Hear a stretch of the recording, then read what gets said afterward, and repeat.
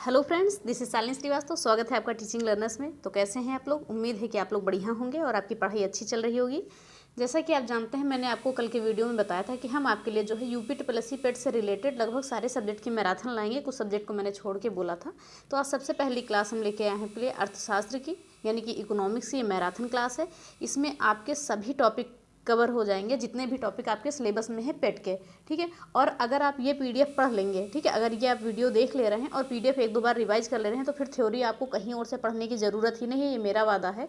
5 में 5 पक्का है। यहाँ से 5 नहीं तो 4 आएंगे ही। और ये थ्योरी क्लास होगी और सुबह 10 बजे इसकी क्वेश्चन की क्लास लाएंगे। जितने भी एग्जाम में क्वेश्चन पूछे गए होंगे या पिछले एग्जाम में पेट में जितने भी क्वेश्चन पूछे गए होंगे, वो अर्थशास्त्र के सारे क्वेश्चन हम आपको बता देंगे। जैसा कि हमने यहाँ पर लिखा है कि टॉपिक वाइज पूरा सिलेबस कवर। हाँ, तो पूरा सिलेबस हमने इसमें कवर कराया है और फिर आपको कहीं और से थ्योरी पढ़ने की ज़रूरत नहीं है। तो आप इतना विश्वास कर सकते हैं। आप एग्ज़ाम देके आकर देख लीजिएगा। अगर आप अच्छे व्यूज़ इस पर ला रहे हैं तो इसकी जैसे ही थोड़े से, जैसे कि मेरी मेहनत है, थोड़ी आपको भी करनी पड़ेगी। तो अगर व्यूज़ आप अच्छे ला रहे हैं तो टेलीग्राम पे ये पूरी पीडीएफ हम आपकी डाल देंगे, ठीक है। जैसा कि हमने ये खुद से नोट्स बनाया है आपका टॉपिक वाइज, ये आप देख रहे होंगे। तो अभी इसी से हम चलेंगे, क्योंकि हमने पूरा सिलेबस अच्छे से डिस्कस किया है, अच्छे से देखा है, पिछले एग्जाम्स को भी देखा है। और जैसा सिलेबस है वैसे ही आपका नोट्स बना हुआ है, वैसे ही आप पढ़ेंगे। और कोई ज़्यादा नोट्स नहीं है, लगभग 48-50 पेज की है और ज़्यादा नहीं है। उतना ही आप पढ़ लेंगे, आपके लिए बहुत है। तो चलिए हम स्टार्ट करते हैं। तो सबसे पहले हम आते हैं, देखिए, स्टार्ट करने से पहले अगर आपने हमारे चैनल को सब्सक्राइब नहीं किया है तो सब्सक्राइब करें और ज़्यादा से ज़्यादा शेयर करें। और जैसे कि मैंने पीडीएफ की शर्त रखी है कि आप थोड़ा सा व्यूज़ अगर दिला देंगे तो पीडीएफ आपकी टेलीग्राम पर डल जाएगी, ठीक है। तो देखिए, मैंने ये पीडीएफ में मैंने ऐड नहीं किया था सिलेबस। तो आप सिलेबस यहाँ पर देख लीजिए। ये सिलेबस है आपका इकोनॉमिक्स का। क्या है यहाँ पर हम देख लेते हैं। एक सेकेंड। भारतीय अर्थव्यवस्था 1947 से 1991, योजना आयोग तथा पंचवर्षीय योजनाएं, मिश्रित अर्थव्यवस्था का विकास, निजी एवं सार्वजनिक क्षेत्र, हरित क्रांति, दुग्ध का विकास एवं ऑपरेशन फ्लड, वर्ष 1991 में आर्थिक सुधार एवं उसके बाद की अर्थव्यवस्था, वर्ष 2014 के पश्चात के आर्थिक सुधार, कृषि सुधार, ढांचागत सुधार, श्रम सुधार, आर्थिक सुधार और जीएसटी, ठीक है। तो इन सभी चीज़ों को हम यहाँ पर देखेंगे वीडियो में। तो आते हैं सीधे, आप बने रहिए हमारे चैनल पे और हम पूरा कवर कर लेंगे। पूरा जितनी भी लंबी क्लास होगी वो पूरी हम करके ही यहाँ पर ख़त्म करेंगे। और सुबह हम आपको क्वेश्चन की वीडियो भी देंगे, ठीक है, जितने भी आए होंगे। तो चलिए यहाँ से स्टार्ट करते हैं। जैसा कि आप हमारे नोट्स देख रहे होंगे, तो यहाँ पर कुछ खास नहीं लिखा हुआ, ये आप सब जानते हैं कि इकोनॉमिक्स जो है, एक सेकेंड, थोड़ी सी पेन मोटी करते हैं। ओके। तो इकोनॉमिक्स जो है आपका ग्रीक वर्ड है, ठीक है, यूनानी शब्द से बना है। किससे? ओइकोनॉमिया से, जिसका अर्थ होता है संसाधनों का प्रबंधन। अब ये नहीं पूछा जाता है। अगर ये पूछा जाए कि अर्थशास्त्र के जनक कौन है तो हम कह देंगे एडम स्मिथ हैं। और इनकी बुक कौन सी है? वेल्थ ऑफ नेशन, ठीक है, वेल्थ ऑफ नेशन इनकी बुक है, ये पूछी जाती है। और इन्होंने जो है, एडम स्मिथ ने अर्थशास्त्र को धन का विज्ञान कहा था, ये भी आप याद रखेंगे, ठीक है। तो हमने क्या देखा कि अर्थशास्त्र के जनक कौन है? एडम स्मिथ हैं। इनकी पुस्तक है वेल्थ ऑफ नेशन। इन्होंने कब लिखी थी इसको? 1776 में। और इन्होंने जो है अर्थशास्त्र को धन का विज्ञान कहा है। बस इतनी चीज़ें इंपॉर्टेंट है। अगर हम यहाँ पर अर्थव्यवस्था के प्रकार को देखें तो अर्थव्यवस्था के 3 प्रकार होते हैं, ध्यान से देखिएगा। एक पूंजीवादी अर्थव्यवस्था होती है, एक राज्य अर्थव्यवस्था होती है और एक मिश्रित अर्थव्यवस्था होती है। इन सभी को हम डिटेल से देखते हैं। तो सबसे पहले हम देख रहे हैं, देखिए हमने हाईलाइट भी कर दिया है जो भी चीज़ें इंपॉर्टेंट हैं। तो सबसे पहले हम देखते हैं कि पूंजीवादी अर्थव्यवस्था, इसको हम बाजार अर्थव्यवस्था भी कहते हैं। देखिए, शब्दावलियाँ भी आपको ध्यान में रखनी आवश्यक है कि कौन सी शब्दावली कैसे घुमा के पूछता है, तो यहाँ से दिक्कत हो जाएगी, ठीक है। ध्यान से देखिएगा कि जो पूंजीवादी अर्थव्यवस्था है, इसे हम क्या कहते हैं? बाजार अर्थव्यवस्था भी कहते हैं। ये अर्थव्यवस्था एडम स्मिथ के अहस्तक्षेप के सिद्धांत पर आधारित है। तो यहाँ से आपका एक क्वेश्चन और बन रहा है कि अहस्तक्षेप का सिद्धांत किसने दिया था? तो आप कह सकते हैं कि एडम स्मिथ ने दिया था, ठीक है। तो ये जो पूंजीवादी अर्थव्यवस्था यानी कि बाजार अर्थव्यवस्था है, ये एडम स्मिथ के अहस्तक्षेप के सिद्धांत पर आधारित है। तो इतनी चीज़ें हम ध्यान में रखेंगे। और हम आगे देखते हैं कि उत्पादन के साधनों पर नियंत्रण निजी क्षेत्र का होता है। यहाँ पर क्या होता है? यहाँ पर अगर नियंत्रण पूछा जाता है पूंजीवादी अर्थव्यवस्था में कि उत्पादन के साधनों पर नियंत्रण किसका होता है, तो निजी क्षेत्र का होता है, यानी प्राइवेट सेक्टर कह सकते हैं, ठीक है। और यहाँ पर क्या है? सरकार हस्तक्षेप नहीं करती है। आपका क्वेश्चन यहीं से बनता है कि पूंजीवादी अर्थव्यवस्था में किसका स्वामित्व होता है या किसका नियंत्रण होता है, तो हम कह सकते हैं कि निजी क्षेत्र का स्वामित्व होता है। यहाँ सरकार हस्तक्षेप नहीं करती है। इसका उद्देश्य क्या है? सिर्फ है क्या है? लाभ कमाना, ठीक है।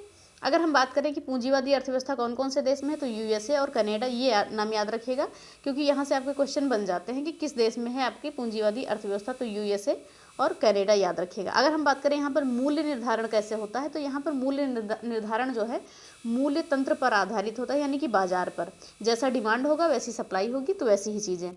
तो हमने पहली क्या जानी, पूंजीवादी अर्थव्यवस्था या बाजार अर्थव्यवस्था जानी। फिर अगली हमारी क्या आती है, राज्य अर्थव्यवस्था। ठीक है, दूसरा नंबर क्या है, राज्य अर्थव्यवस्था। इस पर क्या होता है आपका, सरकार का नियंत्रण होता है। राज्य अर्थव्यवस्था पर सरकार का नियंत्रण होता है, इसको हम याद रखेंगे। और इसको हम समाजवादी अर्थव्यवस्था भी कहते हैं, ये आपको याद रखना है। ठीक है, तो राज्य अर्थव्यवस्था जो है यहाँ पर सरकार का नियंत्रण होता है, इसको हम क्या कह सकते हैं, समाजवादी अर्थव्यवस्था भी कह सकते हैं, जैसा कि हमने आगे लिख दिया है अभी। ठीक है, और इसे ये जो है 2 भागों में हमने लगभग बांट दिया है। क्या क्या आती है इसके अंतर्गत चीज़ें, ये भी जान लीजिए कि समाजवादी अर्थव्यवस्था और साम्यवादी अर्थव्यवस्था। तो हम बात करेंगे कि समाजवादी अर्थव्यवस्था क्या है और साम्यवादी अर्थव्यवस्था क्या है, थोड़ा सा ये भी जान लीजिए। तो अगर हम कहें कि दोनों पर नियंत्रण किसका होता है, सरकार का, जैसा कि हमने जिसका पार्ट है ये राज्य अर्थव्यवस्था का पार्ट है, तो उस पर अगर सरकार का नियंत्रण है तो समाजवादी अर्थव्यवस्था और साम्यवादी अर्थव्यवस्था पर भी जो है सरकार का नियंत्रण होगा। अगर बात करें समाजवादी अर्थव्यवस्था कहाँ पर है, तो ये रूस में पाई जाती है, आपकी रूस में होता है, और साम्यवादी जो है चीन में है। तो इतनी चीज़ें हम याद रखेंगे, इतनी चीज़ें हम नहीं भूलेंगे। ठीक है, और हमने क्या बताया था आपको, और जो आपकी पूंजीवादी अर्थव्यवस्था है वो कहाँ पर है, कनाडा और यूएसए में, यानी कि अमेरिका में। तो ये चीज़ें हो गई, हम साम्यवादी जान गए और समाजवादी अर्थव्यवस्था जान गए। अगर ये पूछा जाए कि राज्य अर्थव्यवस्था का उदय क्यों हुआ, अगर ये क्वेश्चन बनता है कि राज्य अर्थव्यवस्था का उदय क्यों हुआ, तो पूंजीवाद के विरोध में इसका उदय हुआ, ये भी आप याद रखेंगे। ठीक है, आप चिंता मत करिएगा, आपको पीडीएफ मिल जाएगी, बस आप मेरी शर्त पूरी करिएगा। अगर समझ में ना आए तो 1-2 बार देख लीजिएगा, क्योंकि ज़्यादा लंबी वीडियो नहीं आने वाली है, और पूरी चीज़ें हम कम से कम समय में कवर कराने की कोशिश करेंगे। ठीक है, चलिए अब हम यहाँ पर देखते हैं उदय किससे हुआ है, पूंजीवादी के विरोध में हुआ है राज्य अर्थव्यवस्था का। और राज्य अर्थव्यवस्था का जन्म किससे हुआ है, कार्ल मार्क्स के विचारों से हुआ है। और कार्ल मार्क्स की पुस्तक कौन सी थी, दास कैपिटल, ये पूछा जाता है, याद रखेंगे हम। ठीक है, अगर हम बात करें यहाँ पर, जैसा कि हमने अभी बात किया कि उत्पादन के साधनों पर राज्य अर्थव्यवस्था में किसका नियंत्रण होता है, तो यहाँ पर सरकार का नियंत्रण होता है, यानी कि हम सार्वजनिक क्षेत्र भी कह सकते हैं। ठीक है, उद्देश्य क्या है इसका, समाज का कल्याण करना। ओके, और ये एग्जाम्पल का है, रूस में क्या है आपकी जो है अर्थव्यवस्था कौन सी है, समाजवादी अर्थव्यवस्था या राज्य अर्थव्यवस्था। अब हम आते हैं मेन क्या है हमारी मिश्रित अर्थव्यवस्था, इसके बारे में देखिएगा। मिश्रित अर्थव्यवस्था क्या होती है, ये पूंजीवादी और समाजवादी समझो दोनों को मिक्स करके बनती है, और ये अर्थव्यवस्था हमारे भारत में पाई जाती है। ठीक है, ये अर्थव्यवस्था हमारे भारत में पाई जाती है। तो हम क्या देखते हैं कि इसमें निजी क्षेत्र तथा सार्वजनिक क्षेत्र का सह अस्तित्व होता है। ठीक है, और उत्पादन के साधनों पर अगर पूछा जाए नियंत्रण किसका होता है, तो पूंजी का भी होता है और समाज का भी होता है, यानी कि प्राइवेट भी होता है और सरकार का भी होता है। इसका भी उद्देश्य क्या होता है, लाभ कमाना होता है। अगर हम यहाँ पर बात करें कि जो भारत की अर्थव्यवस्था है, जो मिश्रित अर्थव्यवस्था है, हम बात करेंगे तो ये कौन से मॉडल पर आधारित है, तो यहाँ पर नोट करिएगा अगर नोट्स बना रहे हैं आप। हम बात करेंगे जो भारत की अर्थव्यवस्था है आपकी, ये कौन से मॉडल पर आधारित है मिश्रित अर्थव्यवस्था, तो ये पी मॉडल पर आधारित है। पी से क्या हो जाएगा आपका, पब्लिक, प्राइवेट और पार्टनरशिप। इस क्या है मॉडल पर आधारित है। तो हम क्या लिखते हैं यहाँ पर, पब्लिक, ठीक है, पब्लिक, प्राइवेट, पार्टनरशिप। ठीक है, इतनी चीज़ें सुन लीजिए, बस समझ में आ जाएंगी। पार्टनरशिप, तो ये चीज़ें हो गई। तो ये हो गया हमारा। फिर हम आगे आते हैं, ये अर्थव्यवस्था के प्रकार हो गए। अब हम आते हैं अर्थशास्त्र का वर्गीकरण। देखिए, अर्थशास्त्र का ये पूछा जाए कि समष्टि और व्यष्टि में किसने वर्गीकरण किया था, तो हम क्या कहेंगे कि रेगनर फ्रिंच ने किया था। ठीक है, अर्थशास्त्र का वर्गीकरण रेगनर फ्रिंच ने किया था 2 भागों में। कौन कौन सा, एक व्यष्टि अर्थशास्त्र था और एक समष्टि अर्थशास्त्र था। ठीक है, उम्मीद करते हैं कि समझ में आ रहा होगा आपको कि क्या था, एक व्यष्टि अर्थशास्त्र था, एक समष्टि अर्थशास्त्र था। शायद पेन नहीं समझ में आ रही है, चलिए इसको देखते हैं। ठीक है, एक व्यष्टि था और एक समष्टि था। तो व्यष्टि को हम क्या कहते हैं, व्यष्टि को कहते हैं माइक्रो, ठीक है, यानी कि छोटा, और मैक्रो यानी कि बड़ा, यानी समष्टि अर्थशास्त्र। 2 भागों में बांटा किसने, रेगनर फ्रिंच ने, नाम याद रखेंगे।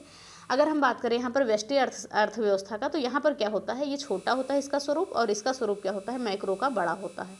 ठीक है, मैक्रो का बड़ा होता है। अगर हम बात करें यहाँ पर, तो माइक्रो जो अर्थव्यवस्था है यानी कि व्यष्टि अर्थव्यवस्था, यहाँ पर व्यक्तिगत अध्ययन होता है। और इसके जन्मदाता कौन है, इसके फादर हैं अल्फ्रेड मार्शल। इनकी पुस्तक कौन सी है, प्रिंसिपल ऑफ इकोनॉमिक्स। और इसी के अंतर्गत क्या दिया गया था, मांग और पूर्ति का सिद्धांत दिया गया था। ठीक है, इसी के अंतर्गत मांग और पूर्ति का सिद्धांत दिया गया था, प्राइस थ्योरी। ठीक है, तो ये आपको व्यष्टि समझ में आ गया होगा कि इस पे व्यक्तिगत अध्ययन किया जाता है। अल्फ्रेड मार्शल जो है इसके जन्मदाता हैं, ये पिता हैं। और मांग और आपूर्ति का सिद्धांत इसी के अंतर्गत आता है। और इनकी बुक कौन सी है? मार्शल की प्रिंसिपल ऑफ इकोनॉमिक्स। तो ये चीज़ हम याद रखेंगे। ओके, चलिए आगे देखते हैं। आगे आते हैं समष्टि पे। तो समष्टि अर्थव्यवस्था का अध्ययन, इसके अंतर्गत हम क्या करते हैं? स्टडी ऑफ होल इकोनॉमी, ठीक है, यानी कि पूरे हम इकोनॉमिक्स का अध्ययन करते हैं। और यहाँ पर हम व्यक्तिगत कर रहे थे, ठीक है।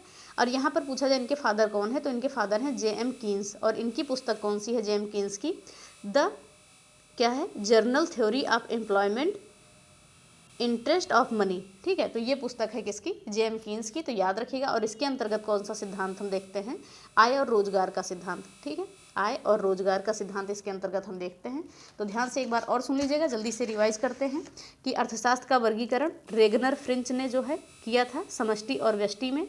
व्यष्टि अर्थशास्त्र और समष्टि अर्थशास्त्र में हमने देखा कि व्यष्टि अर्थशास्त्र है इसका व्यक्तिगत अध्ययन किया जाता है। समष्टि का किया जाता है होल का, पूरा इकोनॉमी का।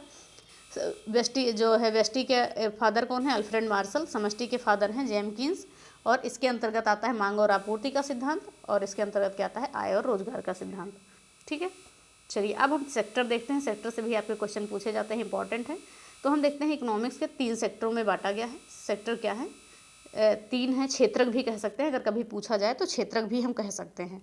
तो 3 भागों में बांटा गया है इनके सेक्टर को। कौन कौन सा? एक प्राइमरी सेक्टर, एक सेकेंडरी सेक्टर और एक टर्सरी सेक्टर, ठीक है, यानी कि सेवा क्षेत्र कह सकते हैं उसको हम, ठीक है, सर्विस सेक्टर।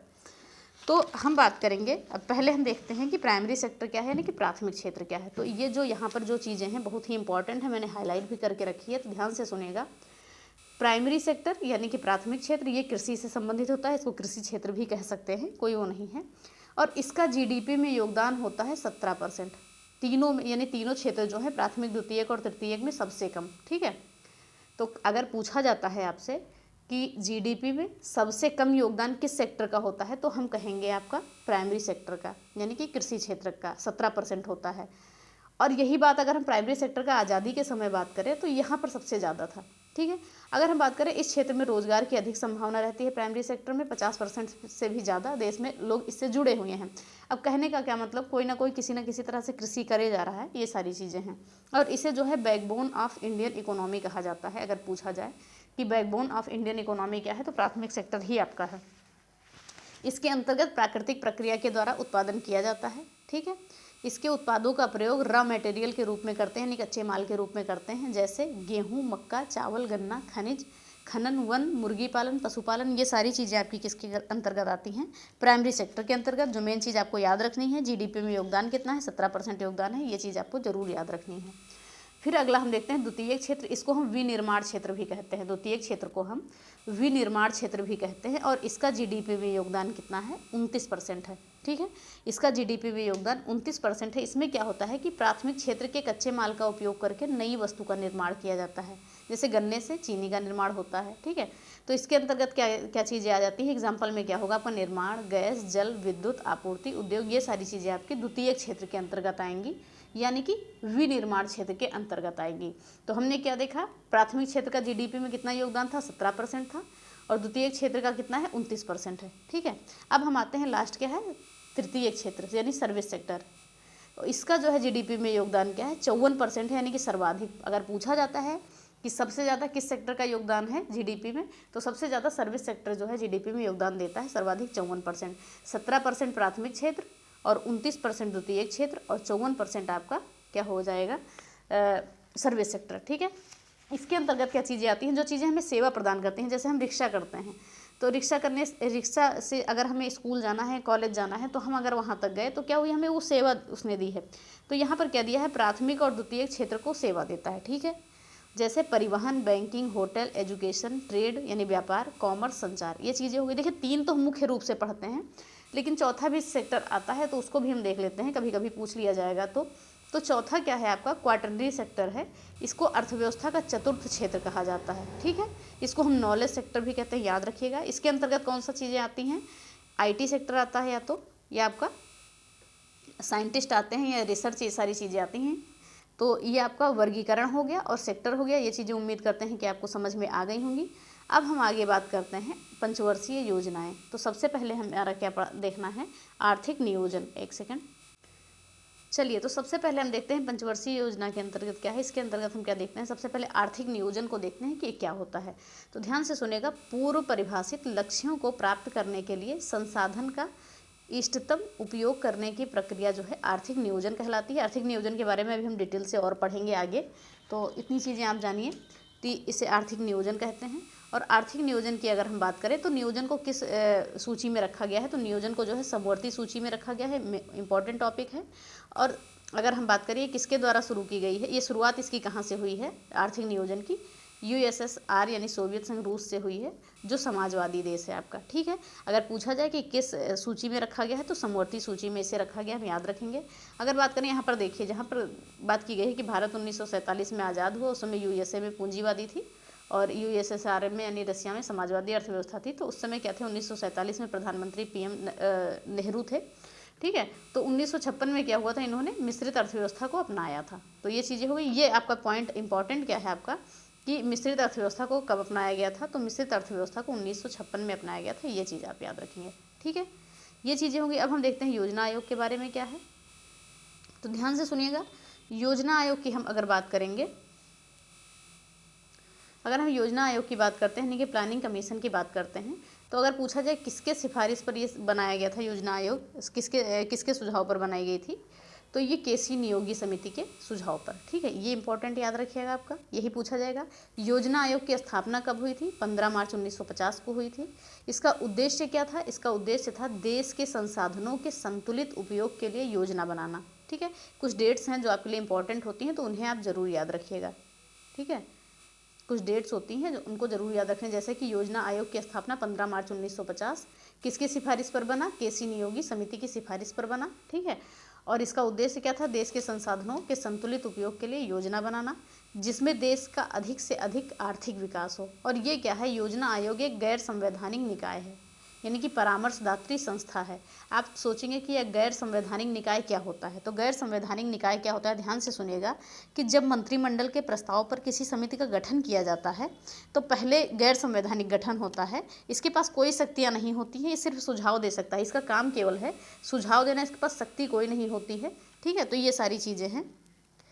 फिर आगे हम बात करेंगे कि योजना आयोग क्या है आपका, एक गैर संवैधानिक संस्था यानी परामर्शदात्री संस्था है। इसके पदेन अध्यक्ष कौन थे, प्रधानमंत्री पंडित जवाहरलाल नेहरू। ठीक है, पंडित जवाहरलाल नेहरू थे। और अंतिम की बात करें, पहले थे ये, पहले की बात करेंगे यहाँ पर, फर्स्ट थे नेहरू, अंतिम थे आपके मोदी।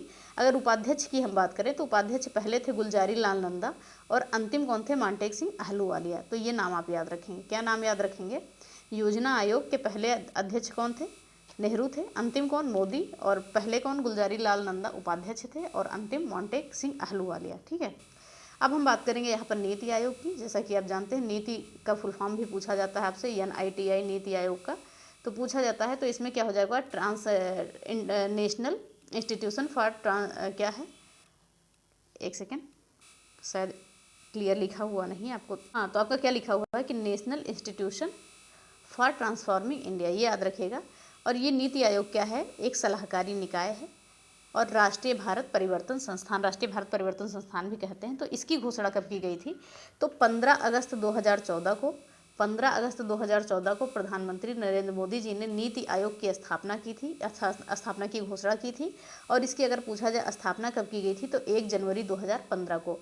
बहुत इंपॉर्टेंट डेट है, याद रखिएगा। ये भी एक गैर संवैधानिक निकाय है और इसे सरकार का थिंक टैंक कहा जाता है, थिंक टैंक के रूप में ये कार्य करती है सरकार के। तो हमने क्या देखा, नीति आयोग की घोषणा कब हुई, 15 अगस्त 2014 को, स्थापना कब हुई, 1 जनवरी 2015 को। इसे सरकार का थिंक टैंक कहा जाता है, ये गैर संवैधानिक निकाय है। बस इतनी चीज़ें आपको नीति आयोग के बारे में याद रखनी है। फिर अगर हम बात करें इसकी संरचना क्या है, तो इसका पदेन अध्यक्ष कौन होता है, हमेशा प्रधानमंत्री होता है, उस समय वर्तमान में नरेंद्र मोदी हैं। उपाध्यक्ष पहले कौन थे, अरविंद पनगड़िया थे, दूसरे कौन थे, राजीव कुमार थे, और तीसरे आपके सुमन केवेरी यानी वर्तमान के सुमन केवेरी है, जो आपका करंट का भी क्वेश्चन बन सकता है यहाँ से। अगर CEO की हम बात करें तो CEO की बात करेंगे, पहले थे सिंधु श्री खुल्लर, दूसरे थे अमिताभ कांत और तीसरे थे परमेश्वरन अय्यर और चौथे इस समय वर्तमान में कौन है, BV सुब्रह्मण्यम। ये नाम आप याद रखेंगे। ठीक है, BV सुब्रह्मण्यम, ये नाम आप याद रखेंगे। फिर आगे हम बात करें NDC की। ठीक है, क्या होता है आपका NDC, इतनी चीज़ें उम्मीद करते हैं कि आपको समझ में आई होंगी थोड़ी बहुत। तो अगर हम यहाँ पर एनडीसी की बात करें तो इसको ध्यान से सुनिएगा, यानी कि नेशनल डेवलपमेंट काउंसिल, यानी कि राष्ट्रीय विकास परिषद।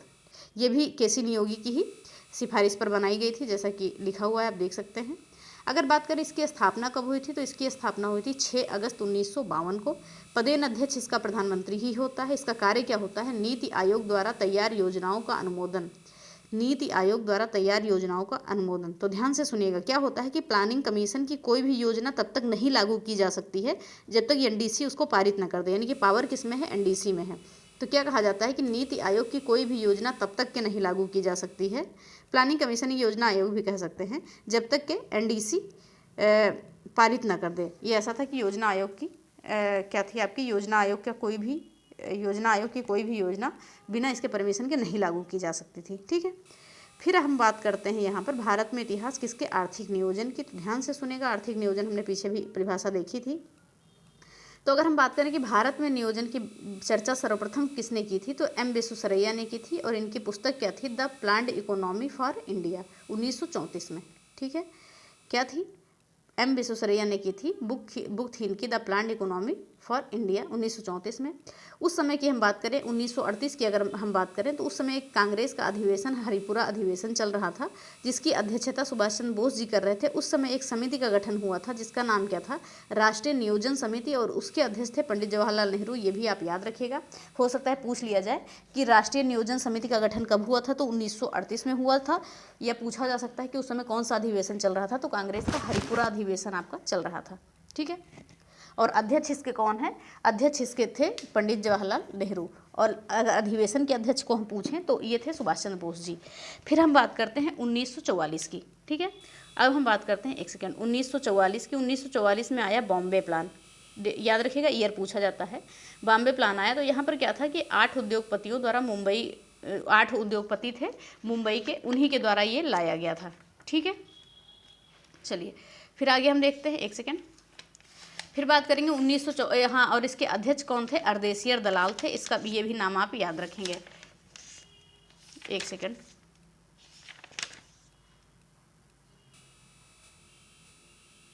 चलिए, तो हम बात कर रहे थे कि 1944 में क्या आया था, आपका बॉम्बे प्लान आया था।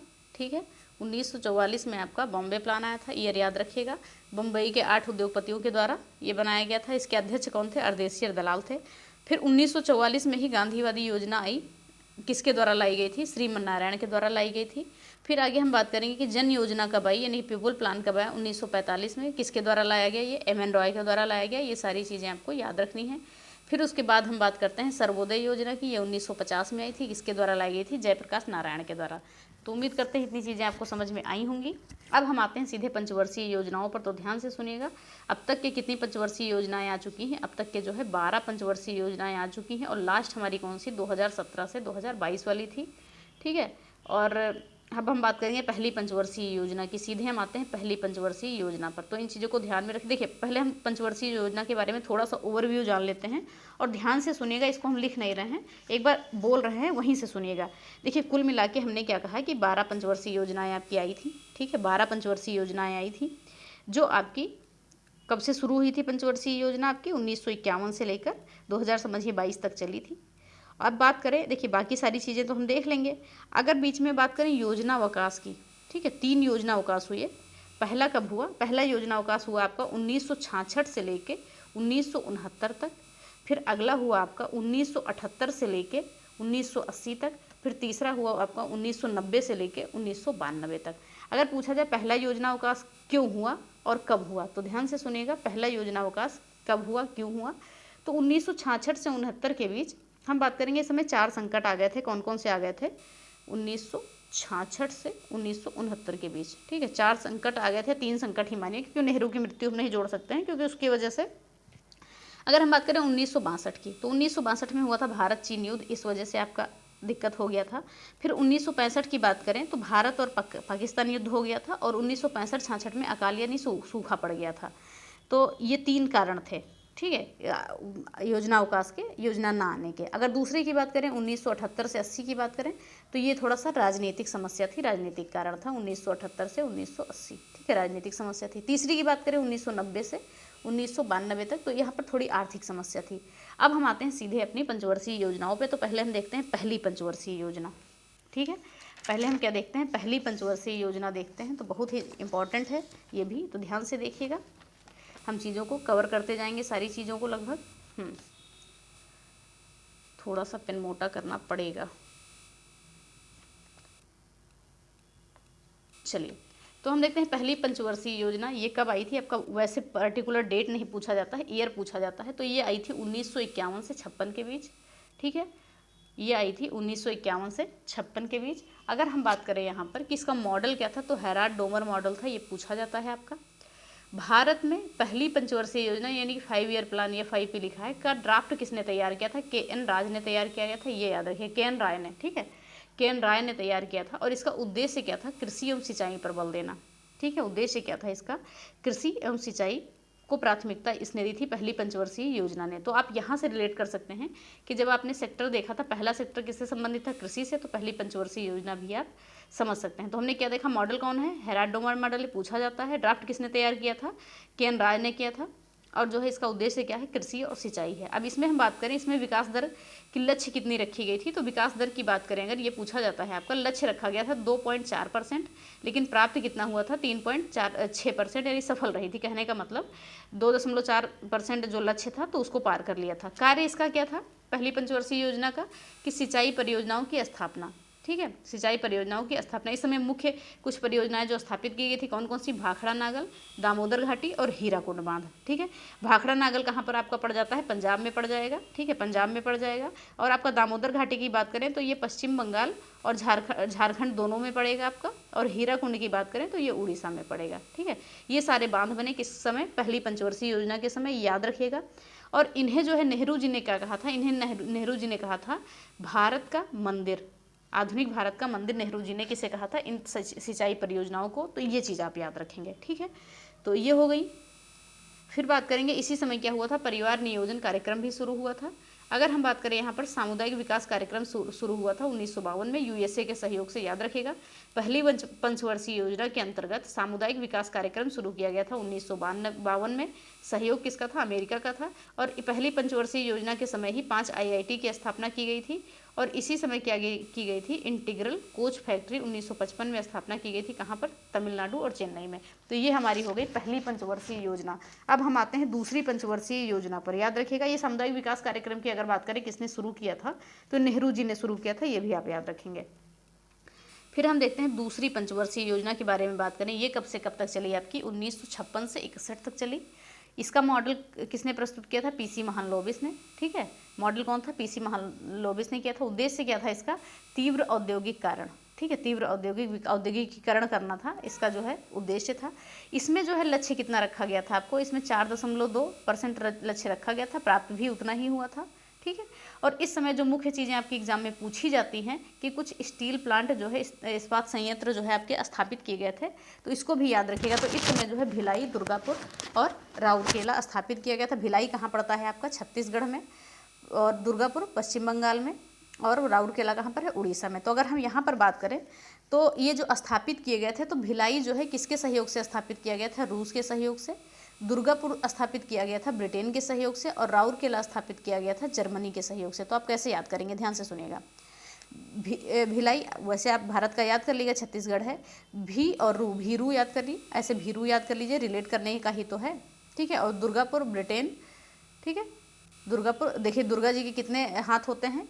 कहने का 9, लेकिन आप 10 मान लीजिए, ठीक है, 10 मान लीजिए, 10 मान लीजिए।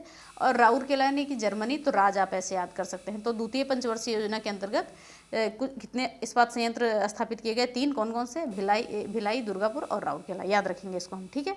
फिर आगे हम बात करेंगे कि खादी एवं ग्रामोद्योग आयोग भी इसी समय बना 1956 में। और दूसरी औद्योगिक नीति भी आई इस समय 1956 में। ये डेट पूछी जाती है, बहुत ही इंपॉर्टेंट क्वेश्चन आपका बनेगा।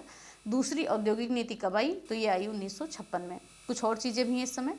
इसमें क्या हम देखते हैं कि NAFED यानी कि राष्ट्रीय कृषि सहकारी विपणन परिसंघ भी बना 2 अक्टूबर 1958 को, 2 अक्टूबर 1958 को। और इसी समय याद करिए, आपको एक चीज़ याद आ रहा होगा कि 1959 की बात अगर हम करें तो पंडित जवाहरलाल नेहरू ने राजनीतिक विकेंद्रीकरण स्थापित किए थे। और इसके तहत उन्होंने राजस्थान के नागौर में, ठीक है, राजस्थान के नागौर जिले से पंचायती राज व्यवस्था की शुरुआत की थी। तो अगर पूछा जाता है कि पंचायती राज व्यवस्था की शुरुआत जब राजस्थान में हुई तो किस पंचवर्षीय योजना के अंतर्गत आ गया, तो वो दूसरी पंचवर्षीय योजना के अंतर्गत आपका आ गया। कब? 2 अक्टूबर 1959 को। ये भी आप याद रखेंगे, ठीक है। ये मेंशन नहीं है, ये चीज़ें आपको पॉलिटी में भी पढ़ाएंगे, तो इसीलिए यहाँ पर मेंशन नहीं हुई हैं।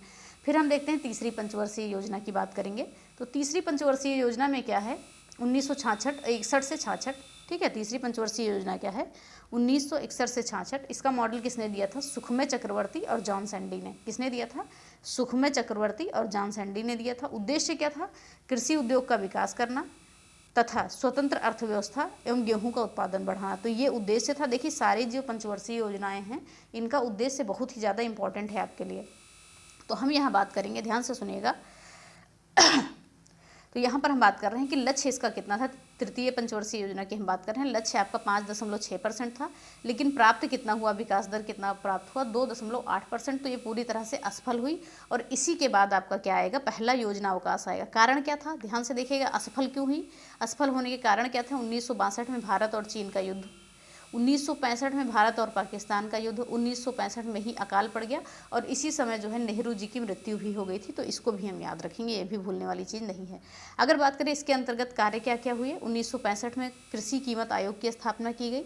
1985 में जो है, ध्यान से देखिएगा अब यहाँ पर, ठीक है, ये जो 1965 में कृषि कीमत आयोग की स्थापना की गई थी, तो 1985 में इसका नाम बदल दिया गया, और नाम क्या रखा गया? कृषि लागत मूल्य आयोग। कृषि लागत मूल्य आयोग किसका नाम है? ये कृषि कीमत आयोग का नाम है। तो दोनों याद रखिएगा, ठीक है। ये कार्य किया गया, और इसके अंतर्गत कौन कौन से कार्य किए गए? इसके अंतर्गत कार्य था एमएसपी का सिफारिश करना है। एमएसपी यानी कि न्यूनतम समर्थित मूल्य जो होता है किसानों के अनाज का जो रेट होता है उससे कम, जैसे इसमें ये कहा गया था कि इससे कम रेट में किसान ना बेचे, ठीक है। और ये वर्तमान में एमएसपी जो है 22 फसलों के लिए है, ये भी याद रखिएगा, डेटा इंपॉर्टेंट है। तो क्या हम देखते हैं, 1965 में कृषि कीमत आयोग बना, फिर 1985 में इसका नाम बदलकर कृषि लागत एवं मूल्य आयोग कर दिया गया, यानी CACP।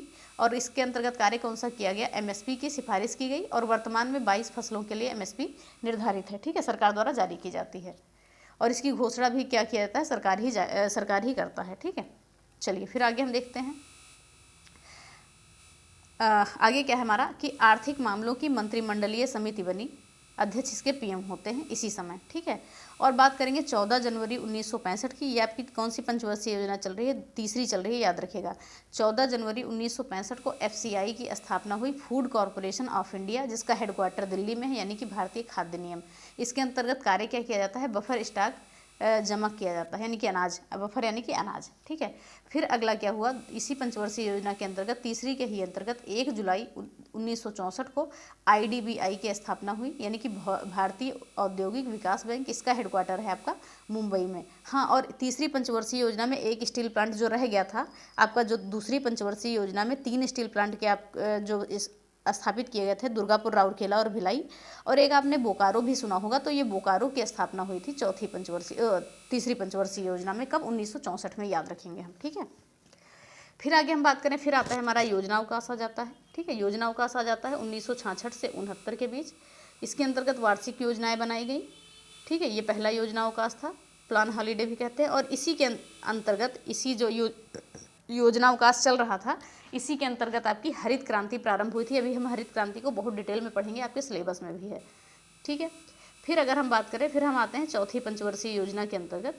तो चौथी पंचवर्षीय तो अगर पूछा जाए कि जो पहला योजना अवकाश था 1966 से 1969 के बीच कौन सी मुख्य चीज़ें आई थी, तो यहाँ पर हरित क्रांति की स्थापना हुई थी। बस इतना आपको याद रखना है, ठीक है।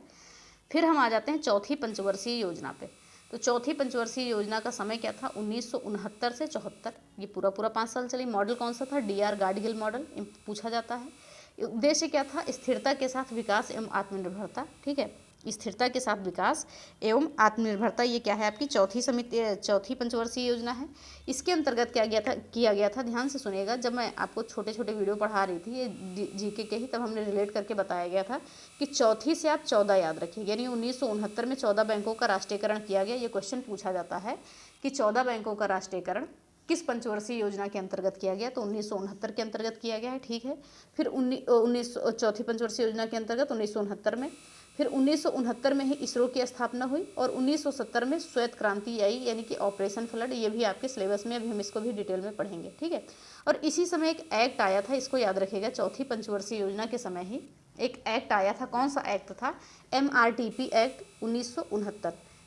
क्या इसको कहते हैं हम? Monopolistic and restrictive trade practice act, यानी कि एकाधिकार एवं प्रतिबंधात्मक व्यापार व्यवहार अधिनियम 1969 आया।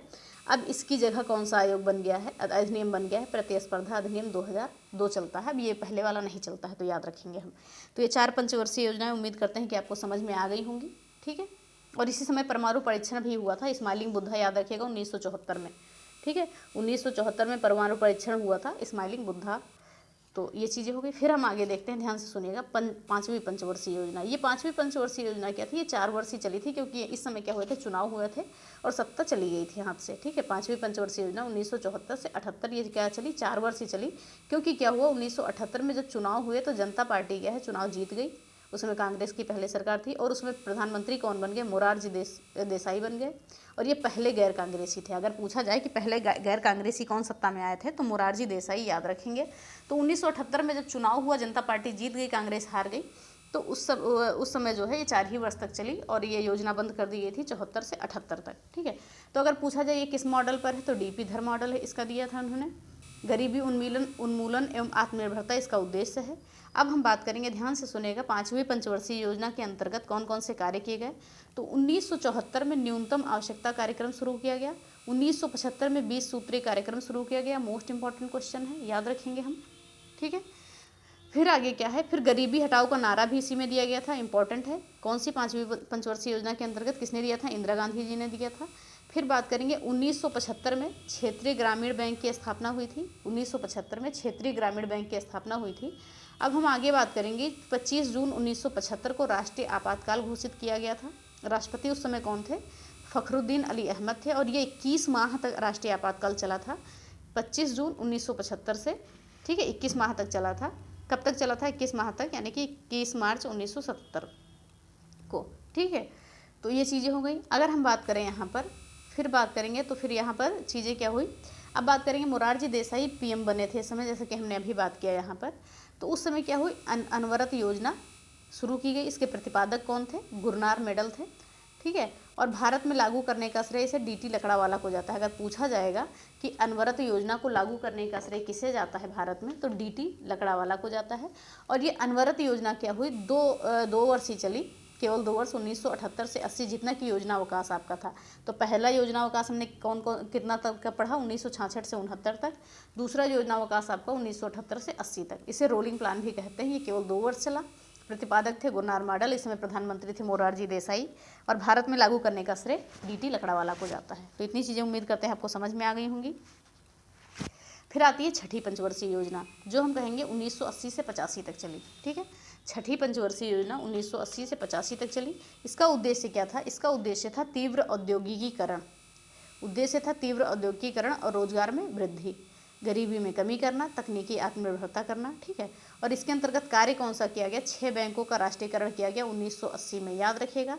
हमने बात की थी कि चौथी पंचवर्षीय योजना में 14 बैंकों का राष्ट्रीयकरण किया गया था। अब यह है 6ठी पंचवर्षीय योजना, इसके अंतर्गत 6 बैंकों का राष्ट्रीयकरण किया गया है। तो आप संख्या से ही अनुमान लगा सकते हैं, कोई लोड लेने की जरूरत नहीं है। फिर बात करेंगे 1982 में क्या हुई? नाबार्ड की स्थापना हुई।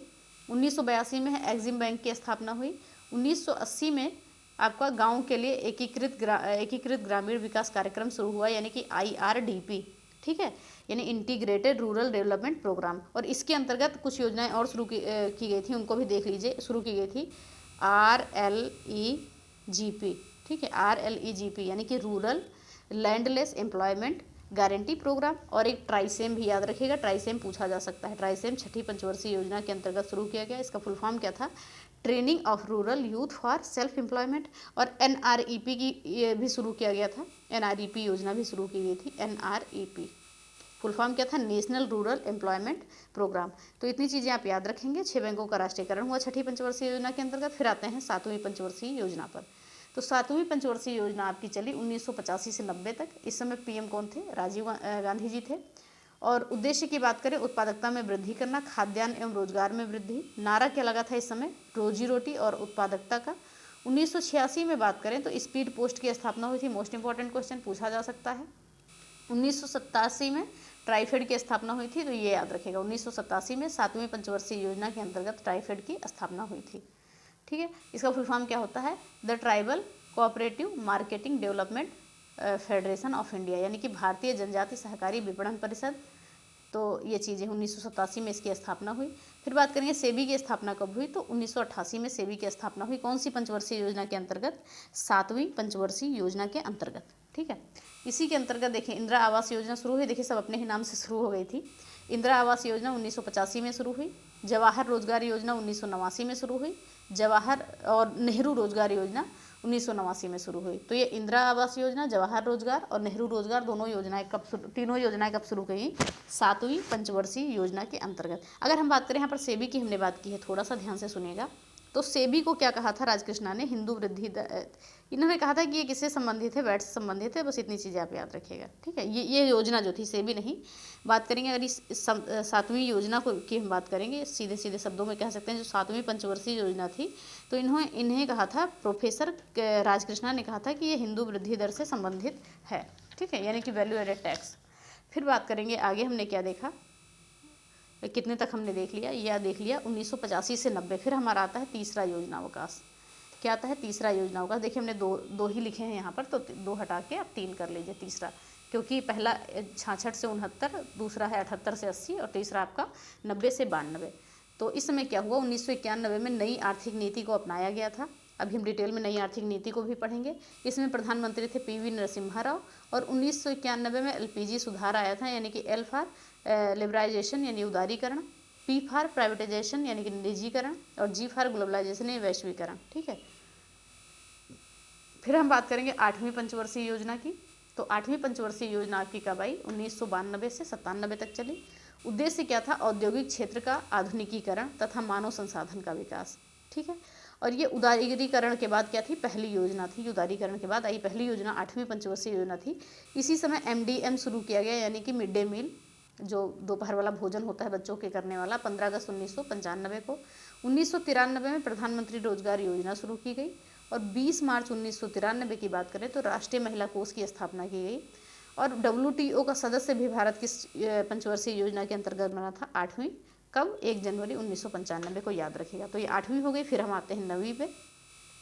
9वीं पंचवर्षीय योजना क्या है? इसके अंतर्गत भी सुन लीजिए। 1997 से 2002 तक ये चली। उद्देश्य क्या था? न्यायपूर्ण वितरण एवं समता के साथ विकास। इस समय जो है KCC योजना भी शुरू की गई थी, किसान क्रेडिट कार्ड, 1998 में। और 1999 की बात करें, भारत पाकिस्तान युद्ध इस समय हुआ था। ऑपरेशन विजय चलाया गया था, कारगिल युद्ध हुआ था, याद रखिएगा, 9वीं पंचवर्षीय योजना के अंतर्गत। फिर हम बात करेंगे 1999 से 2000 के बीच क्या चला था? स्वर्ण जयंती रोजगार योजना। ठीक है, स्वर्ण जयंती रोजगार योजना 9वीं पंचवर्षीय योजना के अंतर्गत। तो ध्यान से सुनिएगा, इस चीज़ों को हम बता रहे हैं कि 1998 की अगर हम बात करें, ध्यान से सुनेंगे हम, 1998 की अगर हम बात करें तो इस समय प्रधानमंत्री कौन थे? अटल बिहारी वाजपेयी जी थे। इनके समय जो है दूसरा परमाणु परीक्षण भी हुआ था। तो यही सारी चीज़ें थी, शक्ति 1 2 3 4 5। चलिए, ये हो गया। अब हम बात करेंगे 9वीं पंचवर्षीय योजना। पहले 9वीं हमने देख ली, अब 10वीं देख रहे हैं। 10वीं मैंने पहले लिख दी थी, तो देख लीजिएगा। 10वीं पंचवर्षीय योजना की बात करें 2002 से 2007 तक चली, और ये सबसे सफल रही। इसे कहा जाता है कि सबसे सफल पंचवर्षीय योजना थी। तो इसमें इसका क्या है? इसका उद्देश्य क्या था? कि सामाजिक न्याय एवं समता के साथ आर्थिक विकास करना उद्देश्य था इसका। और कार्य क्या था इसका? कि नरेगा, इसके कार्य के अंतर्गत क्या क्या हुआ? नरेगा एक्ट 2005 आया। उस समय प्रधानमंत्री मनमोहन सिंह थे, और इनके द्वारा फरवरी 2006 में इसे शुरू किया गया था। आंध्र प्रदेश के अनंतपुर से लागू किया गया था। तो पूछा जाएगा अगर कि नरेगा जो एक्ट है ये कहाँ से सबसे पहले लागू किया गया था, तो आंध्र प्रदेश के अनंतपुर से लागू किया गया था। और फिर इसका बाद में नाम बदल कर क्या रखा गया था? MG नरेगा, यानी कि महात्मा गांधी नरेगा, 2 अक्टूबर 2009 को। इन चीज़ों को भी हम याद रखेंगे, मनरेगा भी कह सकते हैं। ठीक है, फिर बात करेंगे 11वीं पंचवर्षीय योजना की। ये चली थी 2007 से 2012 तक। ठीक है, 2007 से 2012 तक चली थी। शायद मैंने आपको पहले 2017 से 22 बता दिया है, तो वो सही कर लीजिएगा, क्योंकि ये जो पंचवर्षीय योजनाएं थी आपकी 12 से 17 तक ही चली। 17 से आपका 22 तक ये नीति आयोग आ जाएगा, तो उसको थोड़ा सा कर लीजिएगा, शायद गलत हो गया है थोड़ा सा। तो 11वीं पंचवर्षीय योजना की बात करें 2007 से 2012, उद्देश्य क्या था? तीव्र एवं अधिक समावेशी विकास, मोस्ट इंपॉर्टेंट है उद्देश्य इसका। विकास दर क्या था? लक्ष्य था 9% का, प्राप्त कितना हुआ? 8% हुआ। कार्य क्या करना था इसमें? उच्च शिक्षा में नामांकन को बढ़ाना, लैंगिक असमानता को कम करना और स्वच्छ जल उपलब्ध कराना, ये सारे कार्य थे इसके 11वीं पंचवर्षीय योजना की। फिर अगर हम बात करें 12वीं पंचवर्षीय योजना की, ये चली थी आपकी 2012 से 17 तक। कब चली थी? 12 से 17 तक, तो याद रखेंगे हम। दूसरी 12वीं पंचवर्षीय योजना हमारी चली 12 से 17 तक। एक सेकेंड। तो याद हम रखेंगे क्या कि तीव्र अधिक समावेशी विकास एवं धारणीय विकास, ठीक है। और इसमें बात करें विकास दर क्या थे? पहले विकास दर 9% रखी गई, फिर बाद में क्या हुई? 8% रख दी गई थी, लेकिन कुछ विशेष क्षेत्रों के अलग अलग लक्ष्य रखा गया था, याद रखिएगा। कृषि विकास क्षेत्र का 8% रखा गया था, विनिर्माण का 10% रखा गया था और सर्विस सेक्टर का 9% रखा गया था। इसमें उद्देश्य क्या था कि गरीबी को 10% कम करेंगे और गांव, बिजली, सड़क, ये सारी चीज़ें विकास करवाना था इनका उद्देश्य। तो ये हो गई 12वीं पंचवर्षीय योजना आपका खत्म। फिर आते हैं कर प्रणाली। तो उससे पहले कुछ देखेंगे, ध्यान से सुनेगा कि प्रधानमंत्री जी ने, नरेंद्र मोदी जी ने 31 दिसंबर, ध्यान से सुनिएगा, 31 दिसंबर 2014 को पंचवर्षीय योजना जो है पूरी तरह से बंद कर दी थी, ठीक है।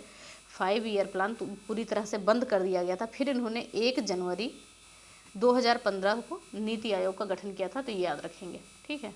अगर ये सारी चीज़ें पूछी जाए तो आप बता सकते हैं। तो उम्मीद करते हैं ये चीज़ें आपको समझ में आई होंगी। फिर आगे हम देखते हैं, सीधे सीधे आते हैं हम कर प्रणाली पे। सरकार द्वारा लगाए गए कर किसे हम कहते हैं? कर क्या होते हैं? जो सरकार द्वारा लगाए जाते हैं उसे हम कर कहते हैं। वो अनिवार्य रूप से शुल्क होता है, वो हर किसी को देना ही पड़ता है।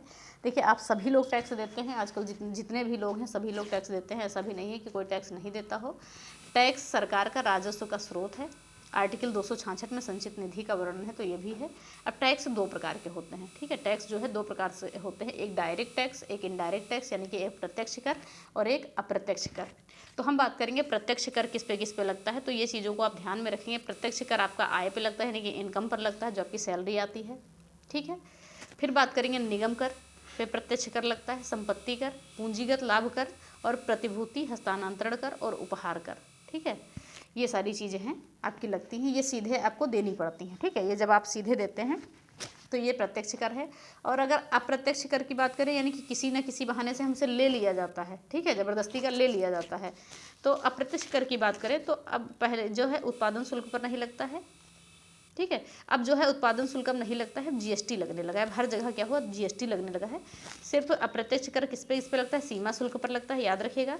और जो है वैट, बिक्री कर, सेवा कर, पहले ये सारे कर लगते थे, लेकिन इन सभी करों का एक कर क्या हो गया है? जीएसटी हो गया है, ठीक है। तो ये चीज़ें याद रखेंगे। यानी कि कहने का सीधा सीधा मतलब है, ध्यान से देखिएगा, कि जितने भी 17 अप्रत्यक्ष कर थे, इनडायरेक्ट टैक्स थे, इन सभी को खत्म करके जीएसटी लगने लगा है। सिर्फ जीएसटी, सिर्फ जो है आपका इनडायरेक्ट टैक्स किस पे लगता है? ये आपका लगने लगा है सीमा शुल्क पर, बस, ठीक है। तो इतनी चीज़ें उम्मीद करते हैं आपको समझ में आई होंगी। अब हम देखते हैं जीएसटी की बात करते हैं, ठीक है। जीएसटी की हम बात करेंगे तो ध्यान से चीज़ों को सुनिएगा। जीएसटी बिल कब आया था आपका? 2016 में आया था। लागू कब हुआ? 1 जुलाई 2017 को, ठीक है। और इसको वस्तु एवं सेवा कर कहते हैं, गुड्स एंड सर्विस टैक्स। ये एक अप्रत्यक्ष कर है। और आदर्श वाक्य क्या है? 1 नेशन 1 टैक्स। ब्रांड एम्बेसडर अगर इसका पूछा जाए जीएसटी के, तो अमिताभ बच्चन जी हैं। और ये एक एकीकृत कर है। तो ध्यान से सुनेगा, हमने बात की कि 17 जो है करों को ख़त्म करके, यानी प्रत्यक्ष करों को ख़त्म करके जीएसटी उस पर लगाया जाने लगा है। और 23 केसेस को ख़त्म करके उस पर उपकर जो है लगाने बंद हो गए हैं, ठीक है। तो ये चीज़ें हैं। अगर हम बात करें कि जीएसटी लागू करने वाला पहला देश कौन सा है, तो फ्रांस है। कब वहाँ पर लागू हुआ? 1954 में। तो जीएसटी लागू करने वाला पहला देश फ्रांस है। कब लागू हुआ? 1954 में। अगर हम बात करें कि जीएसटी मॉडल की बात करेंगे, भारत का जीएसटी मॉडल तो कनाडा के मॉडल पर आधारित है, याद रखिएगा। भारत का जीएसटी मॉडल कनाडा के मॉडल पर आधारित है। और ये यहाँ पर दोहरी कर प्रणाली लगती है, नहीं, स्टेट और सेंट्रल दोनों की, याद रखेंगे हम। और बात करें जीएसटी के लिए, अगर हम बात करें तो 122वां संविधान संशोधन, 101वां संविधान संशोधन, 122वां जो विधेयक प्रस्तुत हुआ था, ठीक है। और 101वां संविधान संशोधन था। तो लोकसभा से कब पास हुआ था? 8 अगस्त 2016 को। और राज्यसभा से पास हुआ था 3 अगस्त 2016 को। ये इधर उधर हो गया, देख लीजिएगा। पहले यानी कि राज्यसभा से पास हुआ 3 अगस्त 2016 को, फिर लोकसभा से पास हुआ 8 अगस्त 2016 को, और फिर प्राइम मिनिस्टर के द्वारा इसे स्वीकृत किया गया 8 सितंबर 2016 को। तो ये चीज़ें याद रखिएगा। ये सारी डेट हो सकता है ना ही पूछी जाए। अब बात करेंगे भारत में, अगर हम बात करें जीएसटी लागू करने वाला पहला राज्य कौन सा था, तो असम था। दूसरा राज्य कौन सा था? बिहार था। और सबसे अंतिम कौन था? जम्मू कश्मीर था। तो ये तीनों आप याद रखेंगे। जो जीएसटी किस एक्ट में आता है आपका?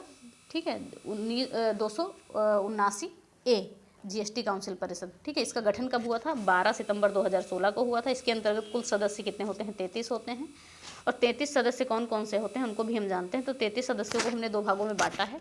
एक आपका आ जाता है वित्त मंत्री और यूनियन मिनिस्टर, ठीक है, ऑफ स्टेट, तो ये 2 हो गए आपके।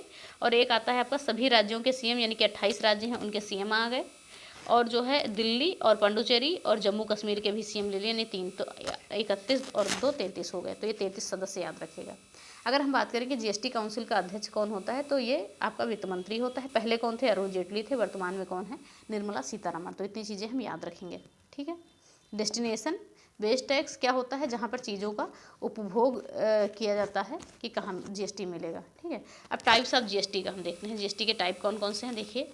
CGST, SGST, UTGST, IGST. तो सीजीएसटी यानी कि central goods and service tax, SGST यानी कि state goods and service tax, UTGST यानी कि केंद्र शासित प्रदेश जो है, और आईजीएसटी यानी कि एकीकृत। इसको वसूलता कौन है? केंद्र सरकार वसूलती है, ठीक है। चलिए फिर जीएसटी के बारे में थोड़े से आर्टिकल है, देख लीजिएगा। आर्टिकल कौन सा है? 246A। इसमें क्या है कि केंद्र सरकार को वस्तु एवं सेवा कर से संबंधित कानून बनाने का अधिकार है। और 269A आर्टिकल में क्या है? आईजीएसटी। आईजीएसटी के अंतर्गत क्या कहा गया है कि अंतर्राज्यीय व्यापार पर जीएसटी केंद्र सरकार लगाएगी। क्या कहा गया है कि अंतर्राज्यीय व्यापार पर जीएसटी केंद्र सरकार लगाएगी। जीएसटी परिषद की सिफारिश पर इसका विभाजन होगा। तो ये चीज़ें हैं। फिर जीएसटी टैक्स स्लैब की बात करें तो 5 प्रकार के हैं टैक्स स्लैब जीएसटी के। कौन कौन सा? 0%, 5%, 12%, 18%, 28%। 28% क्या है? सबसे बड़ी है आपकी, ठीक है, जो टैक्स आपके लगते हैं। तो ये चीज़ें हैं। अब जीएसटी लागू करने का सुझाव किस समिति ने दिया था? तो विजय केलकर समिति ने दिया था। इसको भी हम याद रखेंगे। और जीएसटी का ड्राफ्ट तैयार करने वाली समिति कौन थी? असीम दास गुप्ता की समिति थी। असीम दास गुप्ता समिति थी, याद रखेंगे, ठीक है। फिर अगर हम बात करें यहाँ पर कि जीएसटी जो है आइडेंटिटी में कितने नंबर होते हैं, तो 15 अंक होते हैं। तो इनको याद रखिएगा, पूछा जा सकता है। जीएसटी के बाहर रखे गए उत्पाद कौन कौन से हैं? ठीक है, जीएसटी के बाहर रखे गए उत्पाद कौन कौन से हैं? उन सभी पर क्या है? उत्पाद शुल्क लगता इन सभी पर उत्पाद शुल्क लगता है जो जीएसटी के बाहर रखे गए हैं। तो कौन कौन से जीएसटी के बाहर रखे गए हैं उत्पाद? शराब, पेट्रोलियम उत्पाद, इलेक्ट्रिसिटी और रियल एस्टेट। तो याद रखिएगा, नाम याद रखिएगा। शराब, पेट्रोलियम उत्पाद, इलेक्ट्रिसिटी और रियल एस्टेट, इन सभी पर क्या लगता है? उत्पाद शुल्क लगता है। अब हम आते हैं बैंकिंग पे, ठीक है। अब हम आते हैं सीधे बैंकिंग पे।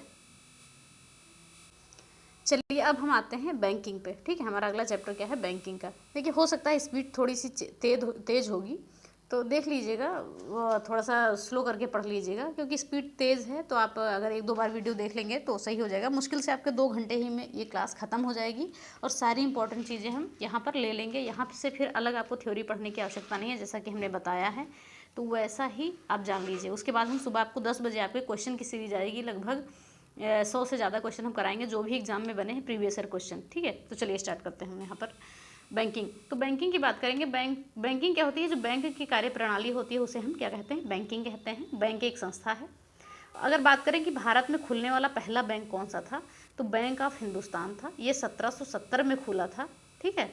एक सेकेंड, 1770 में कलकत्ता में, ठीक। अगर हम बात करें कि 3 प्रेसिडेंसी बैंक कब खोले गए, जब ये बैंक ऑफ हिंदुस्तान बंद हुआ तब 3 प्रेसिडेंसी बैंक खोले गए।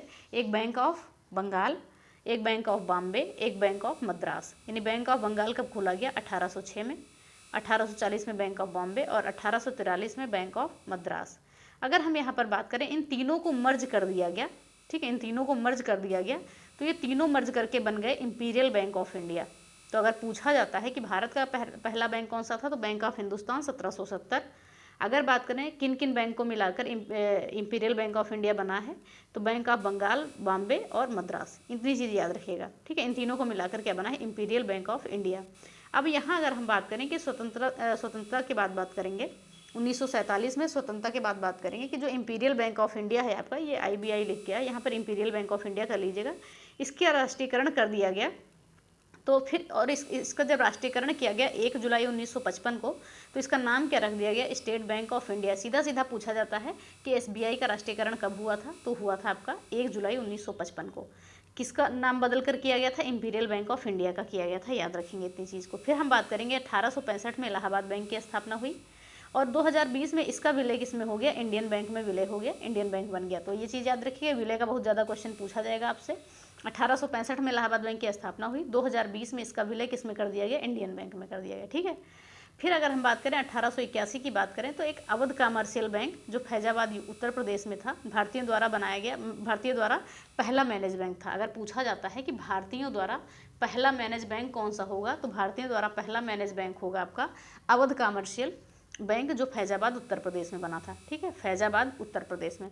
फिर आगे हम बात करेंगे यहाँ पर 1894 की बात करेंगे पंजाब नेशनल बैंक की। तो पंजाब नेशनल की बैंक की बात करेंगे, इसका हेडक्वार्टर उस समय कहाँ था, लाहौर में था, अब जो है दिल्ली में है, ठीक है। जब बना हुआ था तब लाहौर में था, लेकिन अब दिल्ली में है। और इस बैंक के संस्थापक कौन थे, लाला लाजपत राय जी थे, याद रखिएगा। और ये पहला इंडियन बैंक था, ठीक है।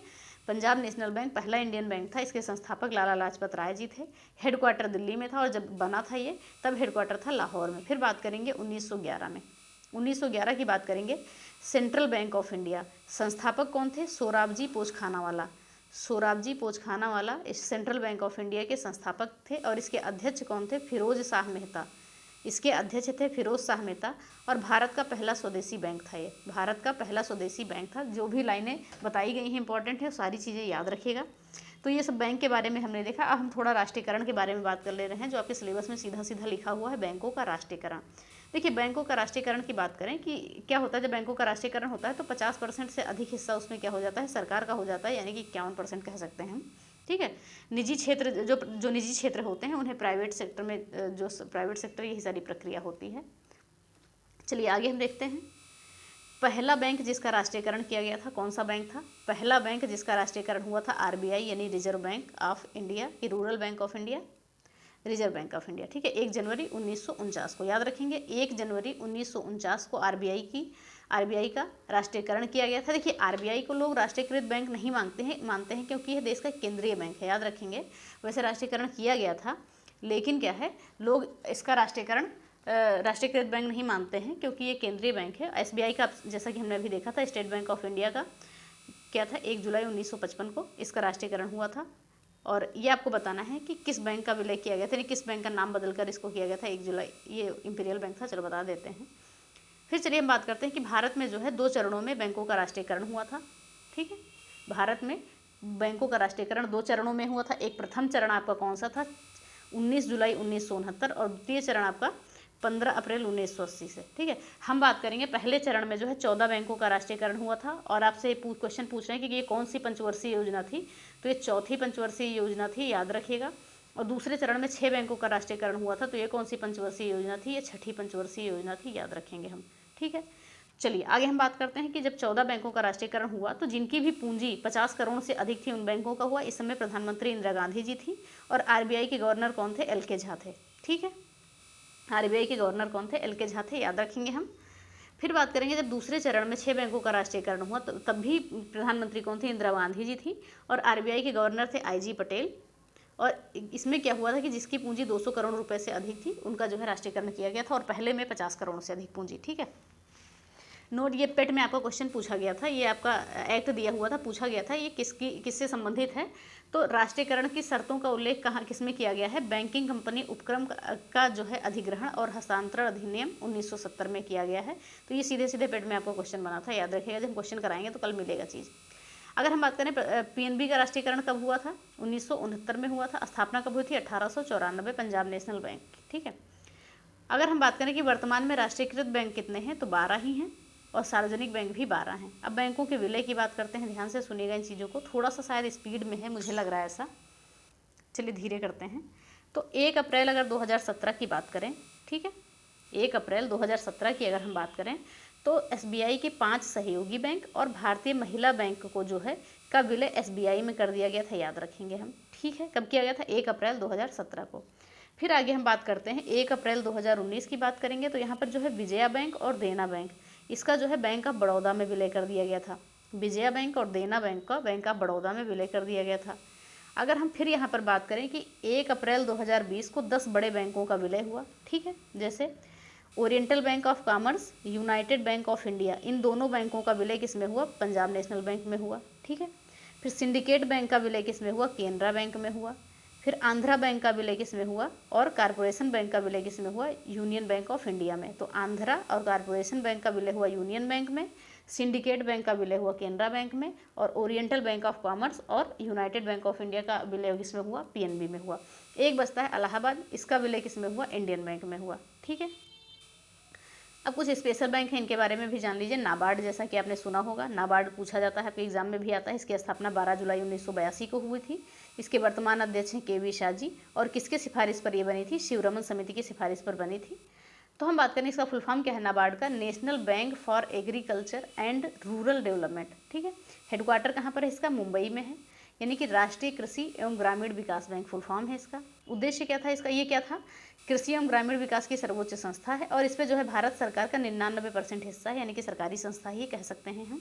स्थापना 12 जुलाई 1982 को हुई थी। अध्यक्ष केवी शाह जी हैं, यही पूछा जाता है आपसे। फिर आते हैं आरआरबी पे। ठीक है, रीजनल रूरल बैंक यानी क्षेत्रीय ग्रामीण बैंक की बात करेंगे। तो यहाँ पर क्या है, ग्रामीण क्षेत्र में बैंकिंग सुविधा प्रदान करने के लिए इसकी स्थापना की गई थी, और वर्तमान में आरआरबी की संख्या कितनी है, 43 है। और ये सिक्किम और गोवा में कोई भी आरआरबी नहीं है, याद रखिएगा, इंपॉर्टेंट बन सकता है ये क्वेश्चन आपके लिए कि आरआरबी की संख्या भारत में अभी तक कितनी है, 43 है, लेकिन गोवा और सिक्किम में कोई भी नहीं है। अगर पूछा जाता है कि पहला आरआरबी बैंक कौन सा था, तो प्रथमा बैंक 2 अक्टूबर 1975 को बना था, उत्तर प्रदेश मुरादाबाद में।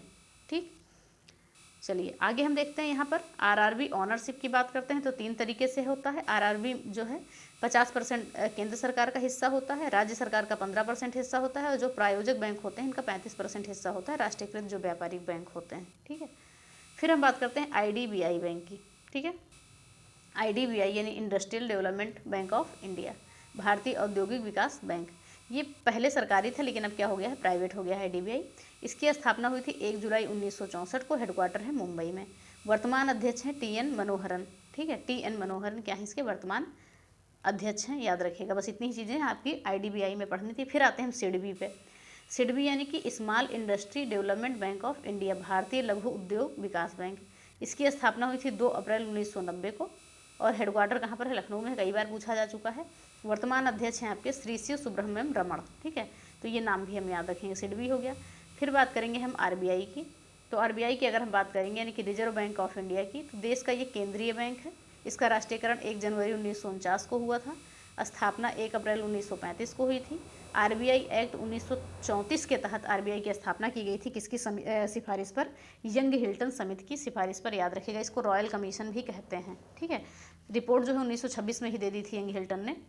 और आरबीआई की स्थापना की बात करें तो 5 करोड़ रुपए की पूंजी से हुई थी इसकी स्थापना। और पहले आरबीआई क्या था, प्राइवेट बैंक था। 100 रुपये के मूल्य के 5 लाख शेयर में विभाजित हो गया था। फिर बात करेंगे आरबीआई के बारे में बात करेंगे। तो हेडक्वार्टर की बात करें तो 1935 से 37 तक इसका हेडक्वार्टर कहाँ पर था, जब बना था तो 2 साल तक इसका हेडक्वार्टर था कलकत्ता में, 1935 से 37 तक। लेकिन 1937 से अब तक कहाँ पर है, मुंबई में ही है। फिर बात करेंगे 1949 में बात करेंगे बैंकिंग कंपनी अधिनियम। ठीक है, आया था 1949 में बैंकिंग कंपनी अधिनियम आया था, लेकिन 1956 में क्या हुआ था, इसका नाम बदलकर बैंकिंग रेगुलेटिंग एक्ट विनिमय रख दिया गया था। याद रखिएगा, बैंकिंग रेगुलेटिंग एक्ट रख दिया गया था नाम। फिर बात करेंगे आरबीआई के निदेशक मंडल की। तो आरबीआई के निदेशक मंडल में 21 सदस्य होते हैं, जिनका कार्यकाल 4 वर्ष होता है। अगर बात करेंगे कि पहला आरबीआई गवर्नर कौन था, तो पहला आरबीआई गवर्नर था आपका ओसबोर्न स्मिथ था। अगर पहला भारतीय पूछेंगे तो सीडी देशमुख थे, और वर्तमान गवर्नर पूछेंगे तो शक्तिकांत दास थे। ठीक है, अब इसकी नियुक्ति कौन करता है, भारत सरकार करती है। कार्यकाल कितना हुआ है, 3 वर्ष, लेकिन सरकार क्या है, बढ़ा सकती है इसका कार्यकाल। ठीक है, 3 वर्ष कार्यकाल होता है, लेकिन जो है सरकार बढ़ा सकती है इसका कार्यकाल। तो ये चीज़ें हम आरबीआई के संबंध में याद रखेंगे। आप 1-2 बार देख लीजिएगा, आपको समझ में आ जाएगा। और 4 डिप्टी गवर्नर भी हैं यहाँ पर। कौन कौन से, टी रविशंकरन, श्री स्वामीनाथन जी, और डॉक्टर एमडी पत्रा, और राजेश्वरन राव। तो ये नाम याद रखिएगा। फिर आगे हम बात करते हैं आरबीआई का वित्तीय वर्ष कौन होता है, लेखा वर्ष कौन सा होता है, 1 अप्रैल से 31 मार्च तक। आरबीआई का प्रतीक चिन्ह की हम बात करेंगे तो ताड़ का पेड़ बना हुआ है, उसके साथ बंगाल टाइगर भी है। ठीक है, ये क्वेश्चन आपका बन सकता है। अब आरबीआई के कुछ कार्य जानते हैं, ध्यान से सुनिएगा। मुद्रा का निर्गमन पहला कार्य है। इसके अंतर्गत कुछ चीज़ें होती हैं जिनको हम जानते हैं, ध्यान से सुनिएगा। ठीक है, तो बात करेंगे कि मुद्रा का निर्गमन करना आरबीआई का कार्य है। तो हम बात करते हैं कि 1 रुपये से बड़ी सभी नोटों पर हस्ताक्षर होते हैं आरबीआई के गवर्नर के। ठीक है, लेकिन 1 रुपये से बड़े हमने बात की, लेकिन अगर बात किया जाए कि 1 रुपये के नोट पर किसके हस्ताक्षर होते हैं, तो वित्त सचिव के होते हैं। इस समय कौन है, टीवी सोमनाथ, ठीक है। और सिक्के वित्त मंत्रालय सरकार के अंतर्गत आते हैं। तो इतनी चीज़ें हम उम्मीद करते हैं आपको समझ में आया होगा। अगर हम यहाँ पर बात करें कि आरबीआई मुद्रा जारी करने के लिए मिनिमम रिजर्व सिस्टम कितना अपनाता है, आरबीआई जो है मुद्रा जारी करने के लिए मिनिमम रिजर्व सिस्टम कितना अपनाता है, तो 200 करोड़ रुपए का अपनाता है। 85 करोड़ विदेशी मुद्रा और 115 करोड़ रुपए का गोल्ड होता है, ठीक है। फिर हम बात करेंगे सिक्योरिटी पेपर मिल की बात करते हैं यहाँ पर। तो यहाँ पर नोटों के कागज़ का उत्पादन होता है। ये होशंगाबाद मध्य प्रदेश में पूछा जाता है। सिक्योरिटी पेपर मिल कहाँ है, तो होशंगाबाद मध्य प्रदेश में। इसकी स्थापना 1967 में हुई थी। और यहाँ पर नोटों की छपाई जो है, कागज़ का उत्पादन होता है। नोटों की छपाई जो है 4 जगह होती है, ये स्थान भी याद रखिएगा। कहाँ कहाँ पर, देवास मध्य प्रदेश में है, सालबोनी वेस्ट बंगाल में है, नासिक महाराष्ट्र और मैसूर कर्नाटक।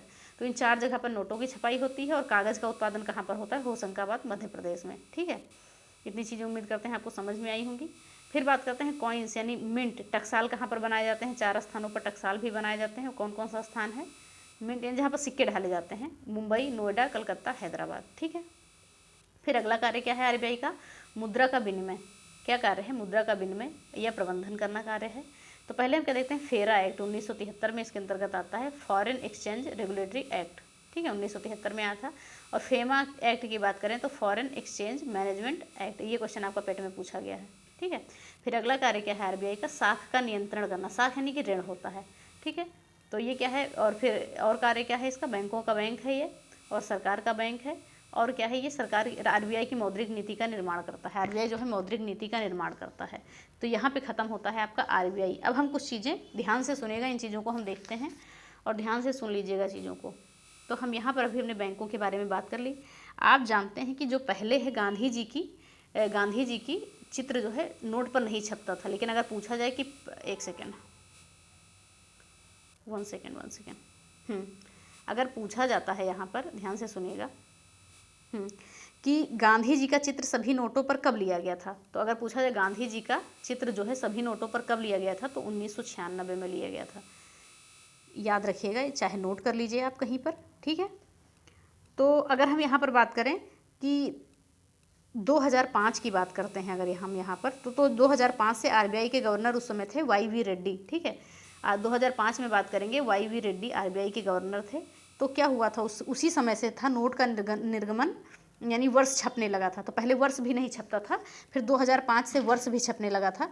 आपने देखा होगा रुपए का साइन, ये रुपए, पहले ऐसे हम रुपए लिखते थे। तो ये कब आया, तो ये आपका 2010 में आया, ठीक है, 2010 में आया। और ये किसने जो है ये साइन किसने दिया था, तो ये जो प्रतीक चिन्ह है ये आईआईटी मुंबई से पीजी कर रहे थे उदय कुमार ने, उन्होंने दिया था, ठीक है। तो इतनी चीज़ें उम्मीद करते हैं कि आपको समझ में आई होंगी।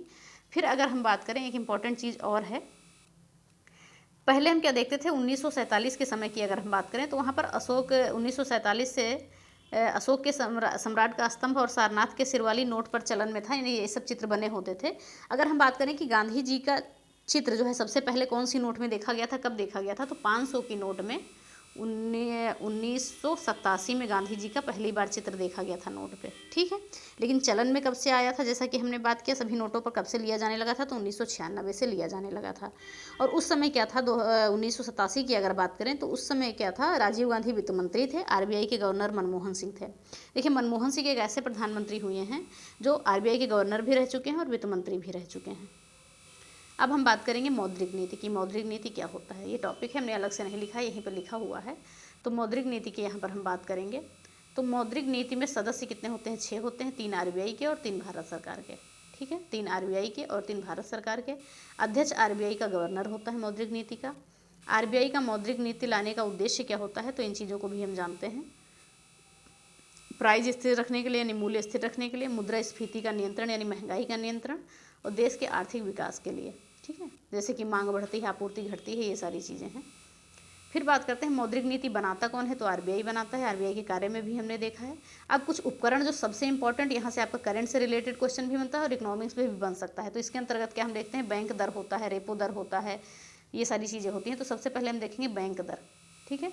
वर्तमान में बैंक दर कितनी है, वर्तमान में बैंक दर है 6.75%। इस दर पर क्या है, आरबीआई पैसा उधार देता है, वाणिज्यिक बैंकों को, ठीक है, कमर्शियल बैंकों को आरबीआई पैसा उधार देता है। ये क्या होता है, दीर्घकालीन ऋण यहाँ पर मिलता है। क्या मिलता है, दीर्घकालीन ऋण मिलता है। तो यहाँ पर ये याद रखिएगा, बैंक दर में तो आपसे ये पूछा जाएगा डेटा कि कितना रेट है इस समय 6.75%, और ये कौन सा ऋण है, दीर्घकालीन है या अल्पकालीन है, तो ये भी आप याद रखेंगे। और इसमें क्या है, आरबीआई जो है पैसा किसे उधार देता है, कॉमर्शियल बैंकों को देता है।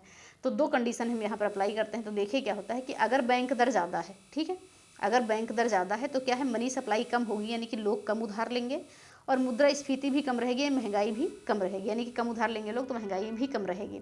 अगर बैंक दर कम है तो लोग क्या करेंगे, लोग मनी ज़्यादा ले लेंगे, उधार ज़्यादा ले लेंगे, और वहाँ क्या होगा, महंगाई ज़्यादा बढ़ जाएगी। तो ये कंडीशन भी याद रखिएगा, ठीक है।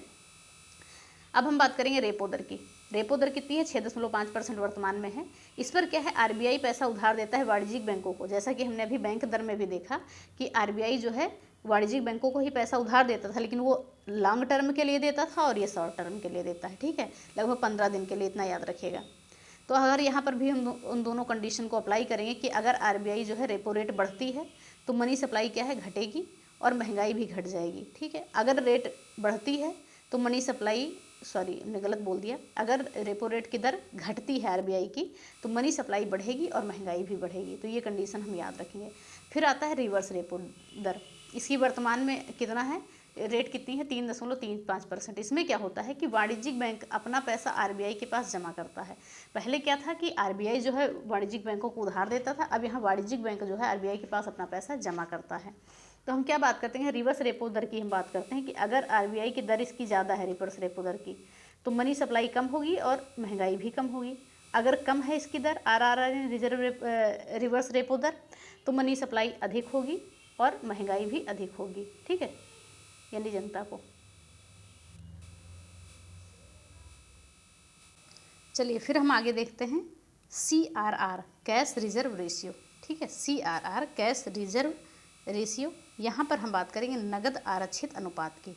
इसकी रेट कितनी है, 4.5% रेट है CRR की। तो यहाँ पर क्या होता है कि वाणिज्यिक बैंक जो होता है अपने कुल जमा का 1 अनुपात आरबीआई के पास कैश के रूप में जमा करता है, ठीक है, जमा करना इसमें अनिवार्य होता है। और इस पर क्या है, कोई ब्याज नहीं मिलता है वाणिज्यिक बैंकों को, ठीक है, जो वाणिज्यिक बैंक अपना धन यहाँ पर जमा करते हैं उसका उन्हें कोई ब्याज नहीं मिलता है। तो अगर हम यहाँ बात करें, जैसा कि हम बात कर रहे थे कि अगर CRR की दर बढ़ती है आरबीआई की तो मनी सप्लाई घटेगी और जो है महंगाई भी घट जाएगी। और अगर हम यहाँ बात करें CRR की दर घटती है तो मनी सप्लाई बढ़ जाएगी और महंगाई भी बढ़ जाएगी। तो अब टोटल हम यहाँ पर एक शब्द में समझ लेते हैं। जैसा कि हम देखें, पहले हमने देखा बैंक रेट, तो बैंक रेट में हमने क्या देखा, आरबीआई जो है लॉन्ग टर्म के लिए कॉमर्शियल बैंक को ऋण देता है, ठीक है, हो गया। फिर रिवर्स रेट हमने क्या देखा, ठीक है, आरआर देखा हमने, रेपो रेट। इसमें क्या है, आरबीआई जो है कॉमर्शियल बैंक को शॉर्ट टर्म के लिए ऋण देता है। फिर आरआर हमने RRR क्या देखा, कॉमर्शियल बैंक आरबीआई को ऋण देता है, तो आरबीआई को जो है आरबीआई के पास अपना पैसा जमा करता है, आरबीआई के पास अपना पैसा जो है जमा करता है। क्या है आपका RRR, तो इसमें क्या है, वाणिज्यिक बैंक अपना पैसा आरबीआई के पास जमा करता है। फिर अगला है CRR की बात करेंगे, तो इसमें क्या होता है, CRR में इसमें होता है जो वाणिज्यिक बैंक है तो अपने धन का कुछ अनुपात जो है आरबीआई के पास जमा करता है कैश के रूप में, और इस पर क्या है, इससे कोई ब्याज नहीं मिलता है, ठीक है। फिर आता है SLR, वो आगे आएगा, तो उसमें भी देखते हैं क्या है। तो SLR बात करेंगे, यहाँ इसकी कितनी दर है, 18% दर है। तो याद रखेंगे वैधानिक तरलता अनुपात, यानी कि इसमें क्या होता है, सोना, नकदी, प्रतिभूति, ये सब चीज़ें जमा की जाती हैं। तो इसमें क्या होता है कि वाणिज्यिक बैंक को अपनी कुल जमा का 1 अनुपात अपने पास नकदी, सोना या प्रतिभूति के रूप में रखना अनिवार्य होता है। कहने का मतलब है कि जो वैधानिक तरलता अनुपात है इसमें है वाणिज्यिक बैंक अपने कुल जमा का 1 अनुपात अपने पास नकदी, सोना या प्रतिभूति के रूप में रखता है। और हमने यही CRR में देखा था कि रिजर्व बैंक के पास जमा कराता है। तो यहाँ पर भी हम दर के बारे में देख लेते हैं कि अगर SLR की दर बढ़ती है तो मनी सप्लाई घटेगी और महंगाई भी घटेगी। अगर SLR की दर घटती है तो मनी सप्लाई बढ़ेगी और महंगाई भी बढ़ेगी, ठीक है। अब आते हैं हम हरित क्रांति का, जो आपका टॉपिक है यहाँ पर दिया हुआ भी है। हरित क्रांति भी बहुत इंपॉर्टेंट क्वेश्चन भी बने हैं आपके, जो सुबह आपको देखने को मिल जाएंगे, ठीक है। प्लीज़ ज़्यादा से ज़्यादा व्यूज़ दीजिएगा कि मेरा भी कॉन्फिडेंस बढ़े, तो हम आपके लिए और भी सब्जेक्ट ला पाएँ। तो इसका रिस्पॉन्स ही निर्भर करेगा कि आपका अगला सब्जेक्ट आ रहा है कि नहीं आ रहा है, क्योंकि इतना कम समय में, ठीक है, जितना भी कम समय में आपका पूरा सिलेबस तैयार कराना, ठीक है, क्योंकि बहुत मेहनत से आपके नोट्स तैयार किए गए हैं, हाथों से लिख के नोट्स तैयार किए गए हैं, और इतने कम समय में अगर आपका पूरा सिलेबस कवर हो जा रहा है, आप 2-3 बार वीडियो देख ले रहे हैं या PDF पढ़ ले रहे हैं, तो फिर आपको अलग से थ्योरी पढ़ने की ज़रूरत ही नहीं होगी। ये मैंने बार बार कहा है और ये आप विश्वास भी कर सकते हैं। तो हरित क्रांति की मतलब बात करते हैं हम यहाँ। तो रही बात क्रांति की बात करेंगे। क्रांति का मतलब होता है बदलाव या परिवर्तन। ठीक, तो खाद्यान्न या अनाज के उत्पादन को बढ़ाने के लिए क्रांति आई थी। हरित क्रांति का अर्थ की बात करें, क्या होता है? उन्नत किस्म के बीजों तथा रासायनिक उर्वरकों तथा आधुनिक तकनीकी से फसल उत्पादन को बढ़ाना है। हरित क्रांति का अर्थ क्या है? उत्पादन को बढ़ाना है, ये सारी चीज़ें हैं। अगर हम बात करें तो हरित क्रांति का प्रारंभ सबसे पहले कहाँ हुआ था? मैक्सिको में हुआ था, याद रखिएगा। और USA के कृषि वैज्ञानिक थे प्रोफेसर नॉर्मन बोरलाग। ये मैक्सिको में ही अपना क्या कर रहे थे? शोध कार्य कर रहे थे, और इन्होंने जो है बौने गेहूँ की किस्म को विकसित किया था। ठीक है, जिसे HYV सीड कहते थे, यानी हाई यील्डिंग वैरायटीज़, यानी उच्च उत्पादक किस्में कहते थे। तो सीधे सीधे कहने का मतलब था कि हरित क्रांति का प्रारंभ मैक्सिको से हुआ है। ठीक है, मैक्सिको से हुआ है, और इन्हें हाइब्रिड बीज भी कहते थे, याद रखेंगे। तो हरित क्रांति शब्द USA के वैज्ञानिक विलियम गॉड ने दिया था, नाम याद रखेगा। हरित क्रांति के अगर जनक पूछा जाएगा तो आप नॉर्मन बोरलाग बताएंगे। अगर शब्द का पूछा जाए किसने दिया था, तो विलियम गॉड ने दिया था। ठीक है, तो हम बात करेंगे विश्व में हरित क्रांति का जनक अगर पूछा जाएगा तो आप नॉर्मन बोरलाग बताएंगे। ये क्या थे? कृषि वैज्ञानिक थे, और इन्हें जो है 1970 में शांति का नोबेल पुरस्कार मिला था। अगर हम बात करें भारत में हरित क्रांति के जनक कौन हैं, तो MS स्वामीनाथन जी हैं। अब देखिए, ध्यान से देखिएगा चीज़ों को, इम्पोर्टेंट है यहाँ पर। भारत में जो हाइब्रिड बीज हैं, इनको वर्ष 1960 में 7 राज्यों के 7 जिलों का चयन किया गया था इसमें इन बीजों को पहुंचाने के लिए। इसके अंतर्गत एक प्रोग्राम भी चलाया गया था, IADP प्रोग्राम जिसे कहा गया था, यानी कि इंटेंसिव एग्रीकल्चर डिस्ट्रिक्ट प्रोग्राम। कहने का मतलब है सघन कृषि जिला कार्यक्रम। थोड़ा सा गंदा हो गया है यहाँ पर। तो ये चलाए गए थे किसमें? 7 जिलों में। क्या था? आपके 7 राज्यों के 7 जिलों में चलाए गए थे ये। तो हम देखते हैं क्या है। तो जिला कौन कौन सा था आपका? 7 राज्य, 7 जिले कौन कौन से थे? जिला आपका लुधियाना था पंजाब का, अलीगढ़ जो था उत्तर प्रदेश का, तंजावुर था तमिलनाडु का, पश्चिम गोदावरी जिला था आंध्र प्रदेश का, रायपुर जिला था मध्य प्रदेश का, शाहाबाद जिला था बिहार का, और पाली जिला था आपका राजस्थान का। तो ये 7 जिला 7 राज्य थे। अगर हम बात करें कि सबसे पहले हरित क्रांति की शुरुआत भारत में कहाँ से हुई थी, तो पंजाब से हुई थी। ठीक है, और यह प्रयोग क्या हुआ था? सफल रहा था, तथा 1966-67 में हरित क्रांति को औपचारिक रूप से भारत में लागू किया गया था। तो यही आपका जो है डेट पूछा जाता है। लेकिन इसके 3 चरण हैं। पहला चरण 1966 से 72 था, दूसरा चरण 72 से 80 था, और तीसरा चरण 80 से 81 था। तो ये भी आप याद रखेंगे। और हरित क्रांति की विशेषताएं हम देखेंगे, ज़्यादा कुछ नहीं, आपसे जो भी क्वेश्चन बनेंगे आप कर ले जाएंगे।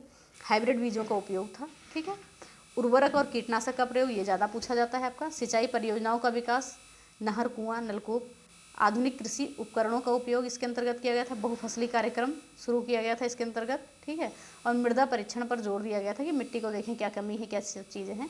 खाद्यान्न भंडारण गृह बनाए गए थे। MSP का प्रावधान था, यानी न्यूनतम समर्थित मूल्य का। अब परिणाम देखेंगे। देखिए, कोई भी चीज़ आती है तो उनके परिणाम या तो निगेटिव पॉजिटिव दोनों होते ही हैं।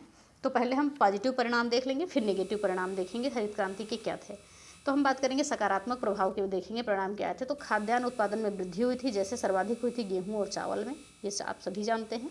और इसमें किसान की आय में भी वृद्धि हुई थी। खाद्यान्न उत्पादन में लोग आत्मनिर्भर भी बने थे, रोजगार में भी वृद्धि हुई थी, याद रखिएगा। ठीक है, इसके अंतर्गत। और इसका सबसे ज़्यादा लाभ किसको हुआ था? पंजाब, हरियाणा और उत्तर प्रदेश को। तो ये तो हो गए आपके सकारात्मक पहलू। अब कुछ नकारात्मक पहलू भी हैं, यानी कि कुछ नुकसान भी है। तो यहाँ पर क्या हुआ? दलहन उत्पादन कम हो गया था हरित क्रांति आने से। बड़े व मध्यम किसानों को लाभ हुआ था, जबकि जो छोटे किसान थे, भूमिहीन किसान थे, उनको नुकसान हुआ था। जाहिर सी बात है, छोटी सी ज़मीन है, पैसे हैं नहीं, तो कहाँ से चीज़ों का प्रयोग करेंगे। फिर यहाँ पर क्या हुआ था? अमीर और गरीब किसानों के बीच में एक खाई खुद गई थी। ठीक है, क्षेत्रीय असंतुलन में वृद्धि हो गई थी। फिर क्या हुआ था? यहाँ पर गेहूं और चावल तक ये सीमित रह गया था, क्योंकि और चीज़ों का उत्पादन कम हो गया था। ठीक है, गेहूं और चावल तक ही सीमित रह गया था। और मशीनों के उपयोग से बेरोजगारी में भी वृद्धि हो गई थी, यानी मशीनें, लोगों का काम मशीनें करने लगी थी। और उर्वरक जो भी प्रयोग होते थे, इसकी वजह से मृदा जो है बंजर हो गई थी। तो ये चीज़ें हो गई आपकी हरित क्रांति के संबंध में। अब हम आते हैं श्वेत क्रांति पे। तो श्वेत क्रांति की बात करें तो श्वेत क्रांति को हम क्या कहते हैं? ऑपरेशन फ्लड भी कहते हैं। ठीक है, इसका संबंध किससे है? दूध उत्पादन से है। ठीक है, दूध उत्पादों के उत्पादन से है, बढ़ाने से संबंधित है। तो हम बात करेंगे 1964-65 में भारत सरकार द्वारा एक कार्यक्रम शुरू किया गया था। कौन सा? ICDP। ठीक है, ICDP यानी कि इंटेंसिव कैटल डेवलपमेंट प्रोग्राम, गहन मवेशी विकास परिषद। याद रखिएगा कौन सा प्रोग्राम शुरू किया गया था, गहन मवेशी विकास परिषद। इस प्रोग्राम का नाम बदलकर एक बोर्ड बनाया गया था। कौन सा बोर्ड था, राष्ट्रीय डेयरी विकास बोर्ड। ठीक है, राष्ट्रीय डेयरी विकास बोर्ड। और इसके चेयरमैन कौन थे, डॉक्टर वर्गीज कुरियन थे, और इस समय प्रधानमंत्री लाल बहादुर शास्त्री जी थे। और ये जो राष्ट्रीय डेयरी विकास बोर्ड बना था, इसका हेडक्वार्टर था आनंद, गुजरात में। आनंद एक स्थान है गुजरात में। ठीक है, नेशनल डेयरी डेवलपमेंट बोर्ड, एक बोर्ड बनाया गया था इस प्रोग्राम को बदलकर, जो भी प्रोग्राम अभी मैंने बताया। तो हम क्या देखते हैं, नोट क्या था जो आपका, कि राष्ट्रीय डेयरी अनुसंधान संस्थान की बात करें यानी NDRI, इसकी स्थापना कब हुई थी, 1923 में हुई थी बंगलौर में। ठीक है, 1923 में बंगलौर में हुई थी। और ये स्थानांतरित कर दी गई थी 1955 में, कहाँ पर, करनाल, हरियाणा में। ठीक है, तो जो जो नेशनल डेयरी अनुसंधान संस्थान है, पहले 1923 में बंगलौर में बना था, फिर इसका स्थानांतरण हो गया करनाल, हरियाणा में 1955 में। अगर हम यहाँ पर बात करें NDPV की बात करें, ठीक है, जैसा कि जो हमने भी पढ़ा था, ठीक है, NDPV की बात करें, इसके द्वारा 1970 में ऑपरेशन फ्लड को प्रारंभ किया गया था। ठीक है, NDDB, सॉरी एक सेकेंड, चलिए, तो हम क्या बात कर रहे थे, NDDB यानी नेशनल डेयरी विकास बोर्ड, यानी कि ये जो अभी आपका हमने पढ़ा है राष्ट्रीय डेयरी विकास बोर्ड, इसके द्वारा 1970 में क्या हुआ था, ऑपरेशन फ्लड को प्रारंभ किया गया था। इसीलिए 26 नवंबर को शुरू किया गया था। तो 26 नवंबर को राष्ट्रीय दुग्ध दिवस भी मनाया जाता है। और इसी दिन क्या हुआ था, डॉक्टर वर्गीज कुरियन का जन्म हुआ था, और ये जनक भी, ठीक है, इनका जन्म हुआ था, और श्वेत क्रांति का जनक भी इन्हें माना जाता है, यानी जन्मदिन था 26 नवंबर को डॉक्टर वर्गीज कुरियन का। तो अब यहाँ पर देखते हैं, अमूल आपने बहुत नाम सुना होगा, अमूल का छाछ आता है, अमूल की दही आती है, सारी चीज़ें अमूल आपने देखी होगी। तो वो अमूल है क्या, ठीक है, तो अमूल क्या है, अमूल का फुल फॉर्म आपका है आनंद मिल्क यूनियन लिमिटेड। ये कब बना था, 1946 में। ठीक है, 1946 में। इसके संस्थापक थे त्रिभुवन दास पटेल। हेडक्वार्टर इसका आनंद, गुजरात में है। और MD इसके थे, मैनेजिंग डायरेक्टर कौन थे, वर्गीज कुरियन, अमूल के। याद रखिएगा अमूल का हेडक्वार्टर कहाँ है, आनंद, गुजरात में है। फिर हम बात करेंगे NDDB के द्वारा, यानी नेशनल डेयरी डेवलपमेंट बोर्ड के द्वारा भारत में सहकारी समितियों का गठन किया गया। ठीक है, याद रखेंगे कि भारत में सहकारी समितियों का गठन किसके द्वारा किया गया, तो राष्ट्रीय दुग्ध विकास परिषद के द्वारा। ठीक है, और हम बात करते हैं यहाँ पर कार्य क्या था इसका, दुग्ध प्राप्ति, भंडारण तथा परिवहन, मवेशियों को पौष्टिक आहार देना, मवेशियों की नस्ल में सुधार करना एवं उनके स्वास्थ्य पर ध्यान देना, स्वास्थ्य सुविधा करना। और श्वेत क्रांति के परिणाम से बात करेंगे, इसके परिणाम से ही भारत विश्व में सबसे बड़ा दूध का उत्पादक देश बन गया था। ठीक है, सबसे बड़ा उत्पादक देश बन गया था। श्वेत क्रांति भी आपकी 3 चरणों में, 3 चरण थे इसके, 1970 से 80, 1981 से 85 और 1985 से 96। ठीक है, उम्मीद करते हैं चीज़ें आपको समझ में आई होंगी। फिर आता है आपका लास्ट टॉपिक क्या है, NEP यानी कि राष्ट्रीय आर्थिक नीति 1991 की बात करेंगे। 1991 के आर्थिक सुधार। इसका दूसरा नाम क्या था, LPG मॉडल। इस समय प्रधानमंत्री कौन थे 1991 में, नरसिम्हा राव थे। वित्त मंत्री थे मनमोहन सिंह। देखिए NEP लाने का कारण क्या था, NEP लाने का कारण क्या था, पहले तो क्या था, राजकोषीय घाटा। ठीक है, इसमें क्या हो गया था कि आय कम हो गई थी और व्यय ज़्यादा हो गया था, कर्जा भी अधिक हो गया था। और 1990-91 में जो है GDP का 8.4% राजकोषीय घाटा ही हो गया था। फिर अगला कारण क्या है, विदेशी मुद्रा भंडारण में कमी हो गई थी, यानी कि 15 दिन के अंतर्राष्ट्रीय व्यापार भुगतान का भंडार। ये सारी की मेन चीज़ आपको याद रखना है, विदेशी मुद्रा भंडार में कमी हो गई थी। फिर अगला क्या है कि प्रतिकूल भुगतान संतुलन की स्थिति आ गई थी, यानी कि हम खरीद ज़्यादा ले रहे थे, बेच कम रहे थे, नहीं आयात ज़्यादा कर रहे थे, निर्यात कम कर रहे थे। फिर बात करेंगे खाड़ी में युद्ध की बात करेंगे, पेट्रोलियम का उत्पादन, पेट्रोलियम के दाम में वृद्धि हो गई और देश में उच्च मुद्रास्फीति हो गई, नहीं महंगाई हो गई। तो ये सभी कारण थे आपके लाने के। ठीक है, तो हमने क्या देखा कि NEP लाने का कारण क्या था, यही सब कारण था, इन सभी चीज़ों को हमने देखा। फिर अब आता है उद्देश्य क्या था। ठीक है, कारण वो था, उद्देश्य क्या था, किस कारण आई थी, उद्देश्य क्या था कि अर्थव्यवस्था का वर्गीकरण, भुगतान असंतुलन में सुधार करना, यानी जो भी असंतुलन चल रहा है उसमें सुधार करना, मुद्रास्फीति यानी महंगाई में कमी लाना, पर्याप्त विदेशी मुद्रा भंडार, औद्योगिक प्रतिबंधों को हटाना और लाइसेंस प्रणाली को ख़त्म करना। ठीक है, लाइसेंस प्रणाली को ख़त्म करना।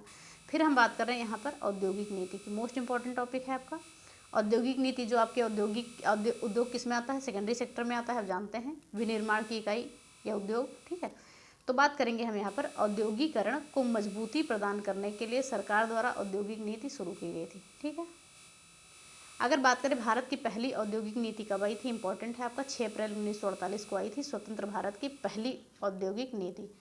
ठीक है, इस समय उद्योग मंत्री कौन थे, श्यामा प्रसाद मुखर्जी जी थे। इन्हीं के द्वारा प्रस्तुत की गई थी पहली औद्योगिक नीति 6 अप्रैल 1948 को श्यामा प्रसाद मुखर्जी जी के द्वारा।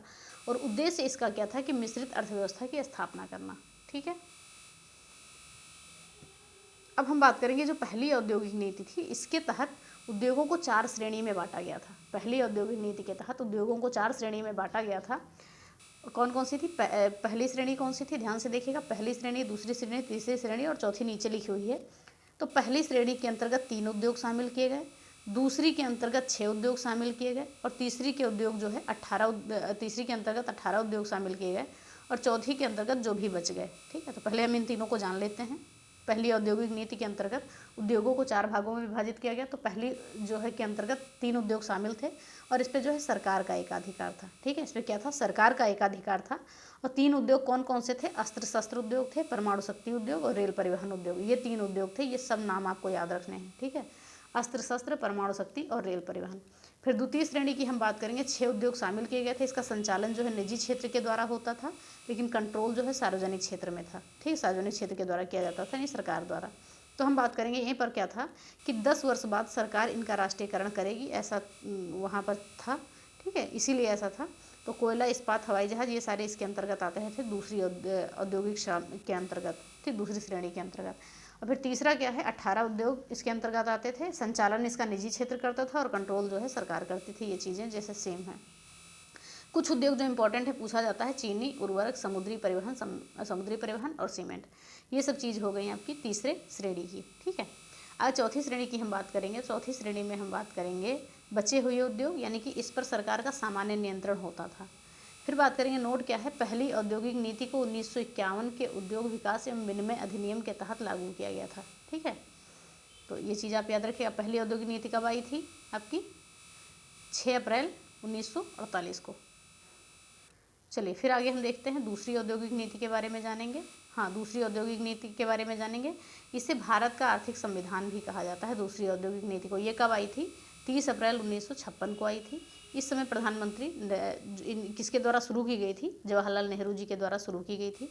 फिर हम देखते हैं आगे क्या है, इसका उद्देश्य क्या था लाने का, सार्वजनिक क्षेत्र का विकास करना, भारी उद्योगों का विकास करना, आर्थिक क्षेत्र के विकास में औद्योगिक क्षेत्रों के विकास को बढ़ावा देना। ठीक है, लघु एवं कुटीर उद्योगों को उच्च प्राथमिकता देना। ठीक है, अब हम बात करेंगे, जैसे कि हमने देखा कि पहली औद्योगिक नीति को हमने 4 भागों में बांटा था, तो वैसे ही दूसरी औद्योगिक नीति को हम 3 श्रेणी में बांटेंगे। और 3 श्रेणी कौन कौन सी हैं, पहली, दूसरी, तीसरी। पहली श्रेणी के अंतर्गत 17 उद्योग आते हैं, दूसरी के अंतर्गत 12 उद्योग आते हैं और तीसरी के अंतर्गत जो भी बच गए होते हैं। ठीक है, तो हम क्या देखेंगे, और जो है पहली श्रेणी पर एक अधिकार किसका होता है, सरकार का होता है। इसके अंतर्गत कौन कौन से उद्योग हैं, गोला बारूद, परमाणु ऊर्जा, हथियार, स्टील, ये सारे उद्योग हैं जो मुख्य हैं, वही हम देखते हैं। और दूसरी श्रेणी के अंतर्गत 12 उद्योग हैं। ये सरकार व निजी क्षेत्र दोनों का नियंत्रण होता है, जैसे दवाई, परिवहन, उर्वरक आदि चीज़ें इसके अंतर्गत आ जाती हैं। फिर तीसरी श्रेणी की बात करेंगे तो इसमें बचे हुए उद्योग रखे गए हैं जो निजी क्षेत्र के लिए हैं। ठीक है, तो ये चीज़ें हो गई। फिर बात करते हैं तीसरी औद्योगिक नीति। 2 औद्योगिक नीति हमने देख ली, पहली आई 1948 में, दूसरी 1956 में और तीसरी आती है 1991 में, 24 जुलाई 1991 को। प्रधानमंत्री नरसिम्हा राव थे, वित्त मंत्री मनमोहन सिंह थे। और जो मनमोहन सिंह हैं, इन्हें उदारीकरण का जनक भी कहा जाता है। ठीक है, भारतीय अर्थव्यवस्था के उदारीकरण का जनक कहा जाता है मनमोहन सिंह को। ये जो तीसरी औद्योगिक नीति है आपकी, यह नई आर्थिक नीति का हिस्सा है। एलपीजी मॉडल पर आधारित है, जो भी बदलाव किए गए हैं इसके अंतर्गत। तो इस औद्योगिक नीति के तहत सार्वजनिक क्षेत्र के 17 उद्योगों को निजी क्षेत्रों में प्रवेश करने की अनुमति दी गई है। तो अगर पूछा जाता है कि किस औद्योगिक नीति के अंतर्गत 17 उद्योगों में निजी क्षेत्र के प्रवेश की अनुमति दी गई थी, तो आपकी तीसरी औद्योगिक नीति 1991 की है। तो 1991 की बात करेंगे, 8 उद्योगों पर एक अधिकार रखा गया था और 1998 की बात करेंगे 6 उद्योग आरक्षित रहे थे। ठीक है, अगर वर्तमान की बात करें तो इसके अंतर्गत 2 उद्योग जो है सार्वजनिक क्षेत्र में आते हैं, एक परमाणु ऊर्जा और एक रेल परिवहन। ये चीज़ें उम्मीद करते हैं कि आपको समझ में आ रही होंगी। एक बार वीडियो देख लीजिएगा, PDF पढ़ लीजिएगा, तो चीज़ें आपको समझ में आ जाएंगी। तो LPG रिफॉर्म की हम बात करेंगे। तो LPG यानी कि लिबरलाइजेशन, प्राइवेटाइजेशन और ग्लोबलाइजेशन, यानी कि उदारीकरण, निजीकरण और वैश्वीकरण यानी कि भूमंडलीयकरण। तो एक एक को हम जानते हैं। LPG में पहले उदारीकरण को हम जान लेते हैं। क्या है, उदारीकरण के द्वारा क्या है, लाइसेंस प्रणाली को समाप्त किया गया था। क्वेश्चन आपका बनता है सिर्फ 5 उद्योगों को छोड़कर, सबका लाइसेंस समाप्त कर दिया गया था, सिर्फ 5 उद्योगों को छोड़कर। वो 5 उद्योग कौन से थे? शराब, तंबाकू, सिगरेट, विस्फोटक, खतरनाक रसायन और रक्षा उपकरण। ठीक है, इन सभी को छोड़कर बाकी सभी के क्या हुए थे? लाइसेंस प्रणाली समाप्त कर दिया गया था। फिर निजीकरण की बात करेंगे आगे। तो निजीकरण की बात करेंगे तो इसमें क्या हुआ था कि सार्वजनिक क्षेत्र के उद्योगों के स्वामित्व को निजी क्षेत्र के में स्थानांतरित कर दिया गया था। क्या था? सार्वजनिक क्षेत्र के उद्योगों के स्वामित्व को निजी क्षेत्र को स्थानांतरित कर दिया गया था। ये आपका निजीकरण था, निजीकरण करना। फिर तीसरा क्या है? भूमंडलीकरण। ठीक है, वैश्वीकरण। तो इसके अंतर्गत क्या था कि अपनी अर्थव्यवस्था को विश्व की अर्थव्यवस्था के साथ जोड़ना। क्या इसका उद्देश्य था? अपनी अर्थव्यवस्था को विश्व की अर्थव्यवस्था के साथ जोड़ना। और भी चीज़ें थी इसमें, वो मैंने यहाँ पर लिखी हैं आपकी ये। ठीक है, और क्या था? तीसरे जो आपकी है, बहुराष्ट्रीय कंपनी भारत आने लगी थी और विदेशी निवेश में वृद्धि होने लगी थी ग्लोबलाइजेशन के कारण। ठीक है, अब हम इसको ऊपर से देखते हैं, मैंने वहाँ पर लिख लिया था। चलिए, ये हो गया। फिर बात करेंगे यहाँ पर MRTP एक्ट क्या होता है। अब ये देखिए MRTP एक्ट, ठीक है, यानी कि मोनोपोली रिस्ट्रिक्शन ट्रेड, ठीक है, ट्रेड प्रैक्टिस, यानी एकाधिकार प्रतिबंधात्मक व्यापार व्यवहार अधिनियम। तो इसमें क्या है, MRTP एक्ट जो है 1969 में आया था। इसके अंतर्गत क्या था? देश में एकाधिकार को कंट्रोल करना था। लागू कब हुआ था? 1 जून 1970 को। 69 में आया, 70 में लागू हो गया। फिर बात करेंगे वर्ष 2000 में इसकी जगह एक नया कानून आया जिसे हम प्रतिस्पर्धा अधिनियम कहते हैं, जो भी हमने पीछे भी देखा है। ठीक है, और प्रतिस्पर्धा आयोग की स्थापना हुई थी 14 अक्टूबर 2003 को। तो ये चीज़ भी आप याद रखेंगे। ठीक है, MRTP एक्ट। अब हम देखते हैं राष्ट्रीय आय। थोड़ी सी राष्ट्रीय आय के बारे में भी चीज़ों को जान लेते हैं। तो राष्ट्रीय आय जो है देश के नागरिकों की आय है।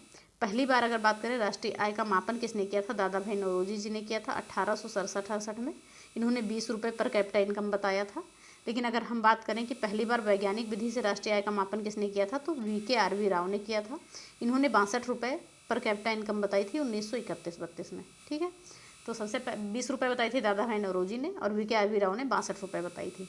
अगर हम बात करें कि राष्ट्रीय आय समिति का गठन कब हुआ था, तो 1949 में हुआ था। इसके अध्यक्ष कौन थे? PC महालनोबिस थे। इन्हें भारतीय लेखा का जनक भी कहा जाता है। ठीक है, और भारत में राष्ट्रीय आय को मापने वाली संस्था कौन है? CSO। ठीक है, CSO सेंट्रल स्टैटिकल ऑफिस। ठीक है, केंद्रीय सांख्यिकी कार्यालय। स्थापना इसकी 1951 में हुई थी और हेडक्वार्टर कहाँ पर है? CSO की दिल्ली में। ठीक है, अब राष्ट्रीय आय मापने की विधियाँ हैं। 3 विधियाँ कौन कौन सी हैं? आय विधि, व्यय विधि और उत्पाद विधि, यानी कि औद्योगिक विधि। ठीक है, आगे हम देखते हैं GDP के बारे में थोड़ा सा। आप ध्यान दीजिए, ये सब चीज़ें इंपॉर्टेंट है, पूछी जाती हैं आपकी। GDP यानी सकल घरेलू उत्पाद, डिटेल हम पढ़ चुके हैं, यहाँ पर जो ज़रूरी है वही पढ़ेंगे। तो इसका मतलब क्या होता है? किसी देश की सीमा में एक वित्तीय वर्ष में उत्पादित अंतिम वस्तुएं, ठीक है, वस्तुएं एवं सेवाओं का में मौद्रिक मूल्य को हम GDP कहते हैं। जो हमारे देश की, जैसे कि ये हमारा इंडिया है, तो इसी के अंदर जो भी चीज़ें उत्पादित होंगी उन्हीं के मूल्य को हम कहेंगे, जो मौद्रिक मूल्य होंगे उन्हीं को हम GDP कहते हैं।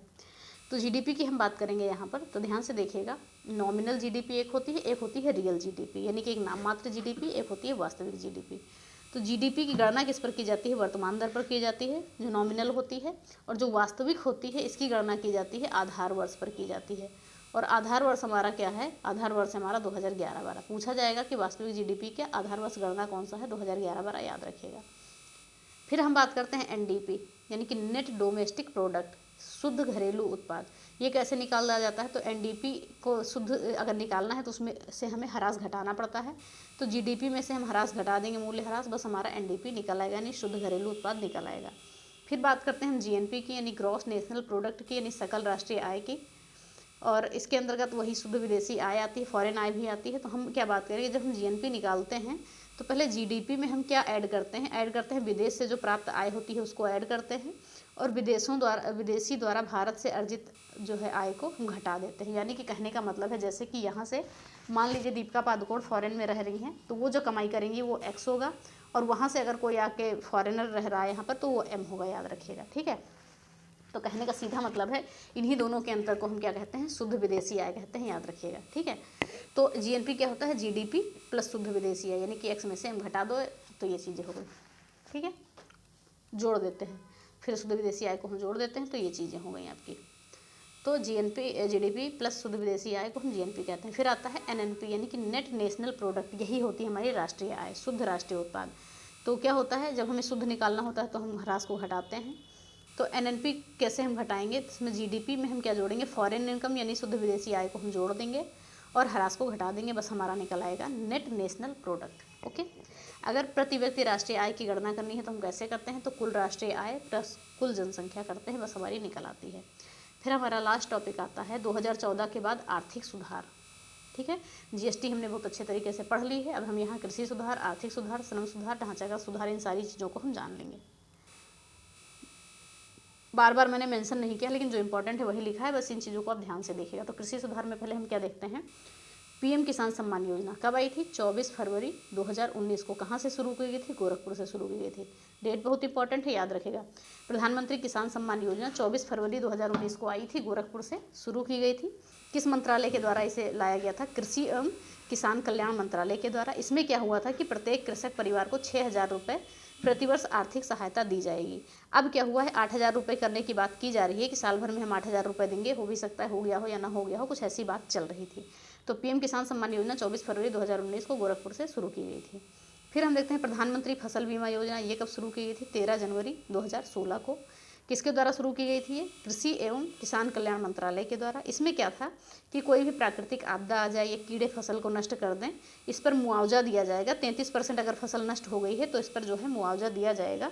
प्रीमियम कितना था, रबी की फसल पर 1.5% था, खरीफ पे 2% था, बागवानी फसलों पर 5% देना होता था। ठीक है, तो आपको सिर्फ डेट याद रखनी है और मंत्रालय याद रखना है। फिर आगे हम क्या देखते हैं, ई नाम यानी कि national agriculture market, electronic national agriculture market. तो ये हो गया राष्ट्रीय कृषि बाजार। तो ये क्या था, मंडियों को एकीकृत किया गया है इसके अंतर्गत। उद्देश्य क्या था, कृषि विपणन को बढ़ावा देना। कब आई थी ये, 14 अप्रैल 2016 को, डेट याद रखिए। ठीक है, मौसम संबंधी जानकारी प्रदान की जाती थी। APMC पोर्टल पर मूल्य की जानकारी मिलती थी। फिर हम देखते हैं प्रधानमंत्री किसान मानधन योजना। प्रधानमंत्री किसान एक मानधन योजना भी आई है, जो रांची झारखंड से शुरू की गई थी। कब, 12 सितंबर 2019 को। किसके द्वारा, कृषि एवं किसान कल्याण मंत्रालय के द्वारा। पात्र इसके कौन होते थे, लघु एवं सीमांत किसान इसके पात्र होते थे, जिनकी जमीन जो 2 हेक्टेयर से कम होती थी। आयु क्या थी, 18 से 40 वर्ष। प्रीमियम इन्हें कितना देना था, 55 रुपये से 200 रुपये। ठीक है, उद्देश्य क्या था, 60 वर्ष की आयु के बाद किसान को 3,000 रुपये प्रतिमाह पेंशन देने का उद्देश्य था इस योजना के अंतर्गत, मानधन योजना के अंतर्गत। फिर हम बात करेंगे आगे, प्रधानमंत्री कृषि सिंचाई योजना कब आई, 1 जुलाई 2015 को आई। ठीक है, इसका नारा क्या था, हरे खेत को पानी। याद रखिएगा, प्रधानमंत्री कृषि सिंचाई योजना 1 जुलाई 2015 को आई, हरे खेत को पानी।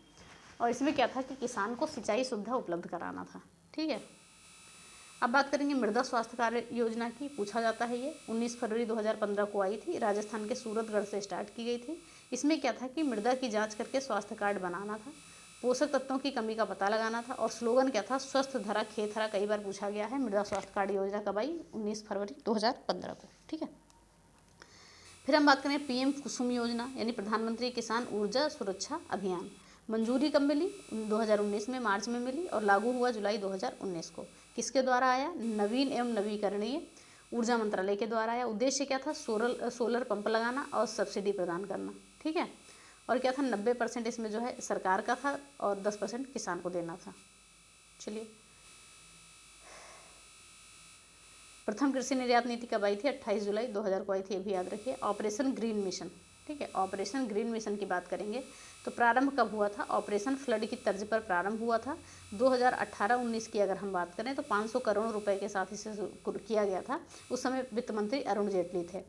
शीघ्र खराब होने वाली फसलों के लिए उच्च प्रसंस्करण उपलब्ध कराना इसका उद्देश्य था, जिससे फल एवं सब्जियों की आपूर्ति के मूल्य को स्थिर रखा जा सके। ठीक है, और फिर बात करेंगे प्रारंभ में जो है 3 फसलों पर अब जो है शामिल था। ये कौन कौन सी 3 फसलें थी, टमाटर, प्याज और आलू। ये 3 नाम याद रखिएगा। ठीक है, लेकिन वर्तमान में जो हो गई है 2021 में 22 और उत्पादों को इसमें शामिल कर लिया गया है। तो ये चीज़ों को भी याद रखिएगा। जो टॉप 3 फसलें ही पूछी जाएंगी, टमाटर, प्याज और आलू। फिर देखते हैं हम कृषि निर्यात नीति। कृषि निर्यात नीति 2018 की हम बात करते हैं यहाँ पर। तो 2022 तक किसानों की आय दोगुनी करना। देखिए, कहने की बातें हैं सर। कृषि निर्यात नीति 2018 में उद्देश्य था 2022 तक किसानों की आय दोगुनी करना। और क्या था, कृषि निर्यात जो है 30 अरब डॉलर से बढ़ाकर 60 अरब डॉलर करना, चाय कॉफ़ी तथा चावल के निर्यात को बढ़ाना। ठीक है, फिर बात करते हैं आर्थिक सुधार की। इस पे हम आ गए डीबीटी यानी कि प्रत्यक्ष लाभ हस्तांतरण, डायरेक्ट बेनिफिट ट्रांसफ़र। ठीक है, कब आया, 1 जनवरी 2013 को आया। लाभार्थियों के खाते में सीधे धन का हस्तांतरण करना था इसके अंतर्गत। फिर हम आते हैं प्रधानमंत्री जन धन योजना। इसका स्लोगन क्या था, मेरा खाता भाग्य विधाता। कब आया था, 15 अगस्त 2014 को। ठीक है, 15 अगस्त 2014 को आया था कि 5 अगस्त को आया था, ये देखिएगा, शायद 15 अगस्त को ही आया था। ठीक है, 15 अगस्त को आया था। तो हम बात करेंगे वित्तीय समावेशन की सबसे बड़ी योजना थी प्रधानमंत्री जन धन योजना, कई बार पूछी गई है। और 2022 तक 8 वर्ष में 46.25 करोड़ बैंक खाते भी इसके अंतर्गत खुल गए हैं। इसके अंतर्गत पात्र व्यक्ति को जो है 10,000 ओवरड्राफ्ट की सुविधा भी मिलती है और 1 लाख तक दुर्घटना बीमा भी होता है। विमुद्रीकरण यानी नोटबंदी की बात करें, पहली बार कब हुई थी, 1946 में हुई थी। स्वतंत्रता के बाद बात करें, पहली बार कब हुई, 1978 में हुई, मोरारजी देसाई के समय। फिर 8 नवंबर 2016 को प्रधानमंत्री नरेंद्र मोदी के समय 500 और 1000 के नोट बंद कर दिए गए थे। और 19 मई 2023 को आरबीआई में 2000 के नोट भी छपने बंद हो गए हैं। ठीक है, और इसकी जमा करने की लास्ट डेट भी शायद ख़त्म हो गई है या ख़त्म हो रही है, कुछ ऐसा था। फिर हम बात करते हैं प्रधानमंत्री मुद्रा योजना। ये कब आई थी, 8 अप्रैल 2015 को आई थी। मुद्रा का फुल फॉर्म क्या था, micro unit development refinance agency. ठीक है, स्वरोजगार के लिए आसान ऋण उपलब्ध कराना इसका उद्देश्य था, जिसमें 3 प्रकार के ऋण होते थे। एक होता था शिशु ऋण, एक होता था तरुण, एक होता था किशोर। शिशु ऋण जो था 50,000 तक था, और तरुण क्या था 50,000 से 5 लाख तक, किशोर था 5 लाख से 10 लाख तक। फिर हम देखते हैं आगे स्टैंड अप इंडिया। ये कब शुरू किया गया था, 5 अप्रैल 2016 को। SC ST तथा महिलाओं की उद्यमिता को बढ़ाना था इसके अंतर्गत। और ऋण कितना मिलता है इसके अंतर्गत, मिलता था 10 लाख से 1 करोड़ रुपए के बीच मिलता है। ठीक है, फिर आगे हम बात करेंगे स्टार्टअप इंडिया। ये कब शुरू हुआ था, 15 अगस्त 2015 को। उद्योग एवं आंतरिक व्यापार में वृद्धि करना था इसका उद्देश्य, नए स्टार्टअप के लिए वित्त उपलब्ध कराना था। ठीक है, फिर बात करेंगे हम डिजिटल इंडिया की। डिजिटल इंडिया की बात करेंगे तो 1 जुलाई 2015 को शुरू की गई थी, ऑनलाइन कनेक्टिविटी को बढ़ाना था इसके अंतर्गत। और मेक इन इंडिया की बात करेंगे, कब शुरू किया गया था, 25 सितंबर 2014 को। देशी तथा विदेशी कंपनियों द्वारा देश में उत्पादन करना था। लोगो इसके ऊपर क्या था, शेर का लोगो था। ठीक है, फिर आगे हम देखते हैं कि प्रधानमंत्री जन आरोग्य योजना, इसे आयुष्मान भारत योजना भी कहा जाता है, कि सबसे बड़ी स्वास्थ्य बीमा योजना है। वित्तीय समावेशन की सबसे बड़ी योजना थी प्रधानमंत्री जन धन योजना, लेकिन अगर पूछा जाए सबसे बड़ी स्वास्थ्य योजना कौन सी है, तो आयुष्मान भारत योजना है। ठीक है, और उद्देश्य क्या था इसका, 5 लाख तक स्वास्थ्य बीमा उपलब्ध कराना था। ठीक है, और क्या था इसमें, शुरुआत इसकी की गई थी 23 सितंबर 2018 से रांची झारखंड से। ठीक है, और नोडल एजेंसी थी राष्ट्रीय स्वास्थ्य प्राधिकरण यानी NHA। फिर एजेंडा 2030, ये क्या है, 2015 में संयुक्त राष्ट्र महासभा की 70वीं बैठक को अपनाया गया। उद्देश्य क्या था, सतत विकास के लक्ष्यों को प्राप्त करना था। लागू कब हुआ, 1 जनवरी 2016 को। टारगेट कब तक है, 2030 तक। लक्ष्य क्या था, 17। SDG का लक्ष्य कितना है, 17 ही तो है सतत विकास का लक्ष्य, और SDG को अपनाया गया। तो बात करेंगे इसके 17 लक्ष्य हैं। एजेंडा 2030 के अंतर्गत 2030 के अंतर्गत SDG को अपनाया गया। फिर हम यहाँ पर बात करते हैं प्रधानमंत्री शक्ति मास्टर प्लान योजना, 3 अक्टूबर 2021 को आई है। ये उद्देश्य क्या है, अवसंरचना संपर्क परियोजनाओं को एकीकृत करना। फिर क्या है आगे, तीव्र विकास तथा लागत में कमी करना। 6 मंत्रालयों का एकीकरण इसके अंतर्गत किया गया है, याद रखेंगे। ठीक है, फिर हम देखते हैं भारतमाला परियोजना कब आई थी, 31 जुलाई 2015 को आई थी। राष्ट्रीय राजमार्ग का विकास करना इसका उद्देश्य था। फिर सागरमाला परियोजना आई 25 मार्च 2015 को, बंदरगाहों का विकास करना था। ठीक है, फिर उड़ान योजना आई, इसका स्लोगन क्या था, उड़े देश का आम नागरिक, हवाई पट्टियों का विकास करना उद्देश्य था। फिर मिशन इंद्रधनुष की हम बात करें तो 25 दिसंबर 2014 को आया। इसका संबंध किससे था, बच्चों एवं गर्भवती महिलाओं के टीकाकरण से संबंधित था। सार्वभौमिक टीकाकरण 1985 में आया था। और अगर हम बात करें नई शिक्षा नीति की यहाँ पर, तो नई शिक्षा नीति क्या थी, इसकी सिफारिश कस्तूरी रंगन समिति के द्वारा की गई थी। पैटर्न था 5+3+3+4। उद्देश्य था शैक्षिक सुधार करना, और इसमें क्या था कि 5वीं कक्षा तक जो है मातृभाषा या क्षेत्रीय भाषा में बच्चों को शिक्षा दी जाए। ठीक है, और उद्देश्य क्या था इसका कि 2030 तक सकल नागरिक नामांकन हम 100% कर लें। और यहीं पर क्या है, मानव संसाधन का नाम बदलकर शिक्षा मंत्रालय रखा गया था। तो ये होती है आपकी पूरी इकोनॉमिक्स की क्लास ख़त्म। ठीक है, पूरी इकोनॉमिक्स की क्लास आपकी ये ख़त्म होती है। और यहाँ पर हमने एक भी पॉइंट नहीं छोड़ा है। अगर आपको लग रहा होगा कि क्लास छोटी है और कम डेटा बताया है मैंने, तो कोई भी कम डेटा नहीं बताया है। अगर आप PDF खुद से पढ़ेंगे तो आपको समझ में आएगा। और ये हो गई आपकी क्लास। अब ये आज की क्लास निर्भर करेगी कि आगे की आप मैराथन चाह रहे हैं कि नहीं चाह रहे हैं, ठीक है। और मैंने बहुत बेहतर तरीके से आपकी नोट्स बनाई है और कम से कम समय में आपका पूरा किया है कि आपका ज़्यादा समय ना जाए। आपको वीडियो पे रिस्पांस आ रहा है आपका, तो साथ में हम आपको सीधे टेलीग्राम चैनल पे, जैसा कि टेलीग्राम हमारा चैनल है, आपको लिंक डिस्क्रिप्शन में मिल जाएगी, वहाँ पे पूरा PDF हम प्रोवाइड करा देंगे। अब ये वीडियो का रिस्पांस तय करेगा कि अगली मैराथन आपको चाहिए या नहीं चाहिए। अब ये सोच लीजिए कि जैसा कि हमने ये कहा है कि थ्योरी की बात की है हमने यहाँ, थ्योरी अब अगर अलग आप कहीं से भी नहीं पढ़ेंगे तो भी आपका 100% श्योर है कि यहाँ से हो जाएगा। और कल कम से कम सुबह में 100+ क्वेश्चन हम लेके आएंगे, वो कर लीजिएगा। इकोनॉमिक्स की टेंशन ख़त्म। ये क्लास आप करिए 2-1.5 घंटे की जो भी बनी है, ठीक है, ये करिए। और साथ में वो 100+ क्वेश्चन जो हम कराएंगे उसको कराइए। इकोनॉमिक्स में 5 में 5 नंबर आपके कोई काट नहीं सकता है, ठीक है। तो उम्मीद करते हैं वीडियो पसंद आई होगी। तो अगर वीडियो पसंद आई है तो प्लीज़ वीडियो को लाइक करें, शेयर करें और चैनल को सब्सक्राइब करें, साथ में बेल आइकन दबाना ना भूलें। और जितने भी ज़रूरतमंद बच्चे हैं जिन्होंने बिल्कुल भी नहीं पढ़ा है, उनका सिलेबस बिल्कुल कंप्लीट होगा, उन्हें भेज दीजिए, ठीक है। तो चलिए इसी के साथ वीडियो ख़त्म करते हैं। धन्यवाद, जय हिंद।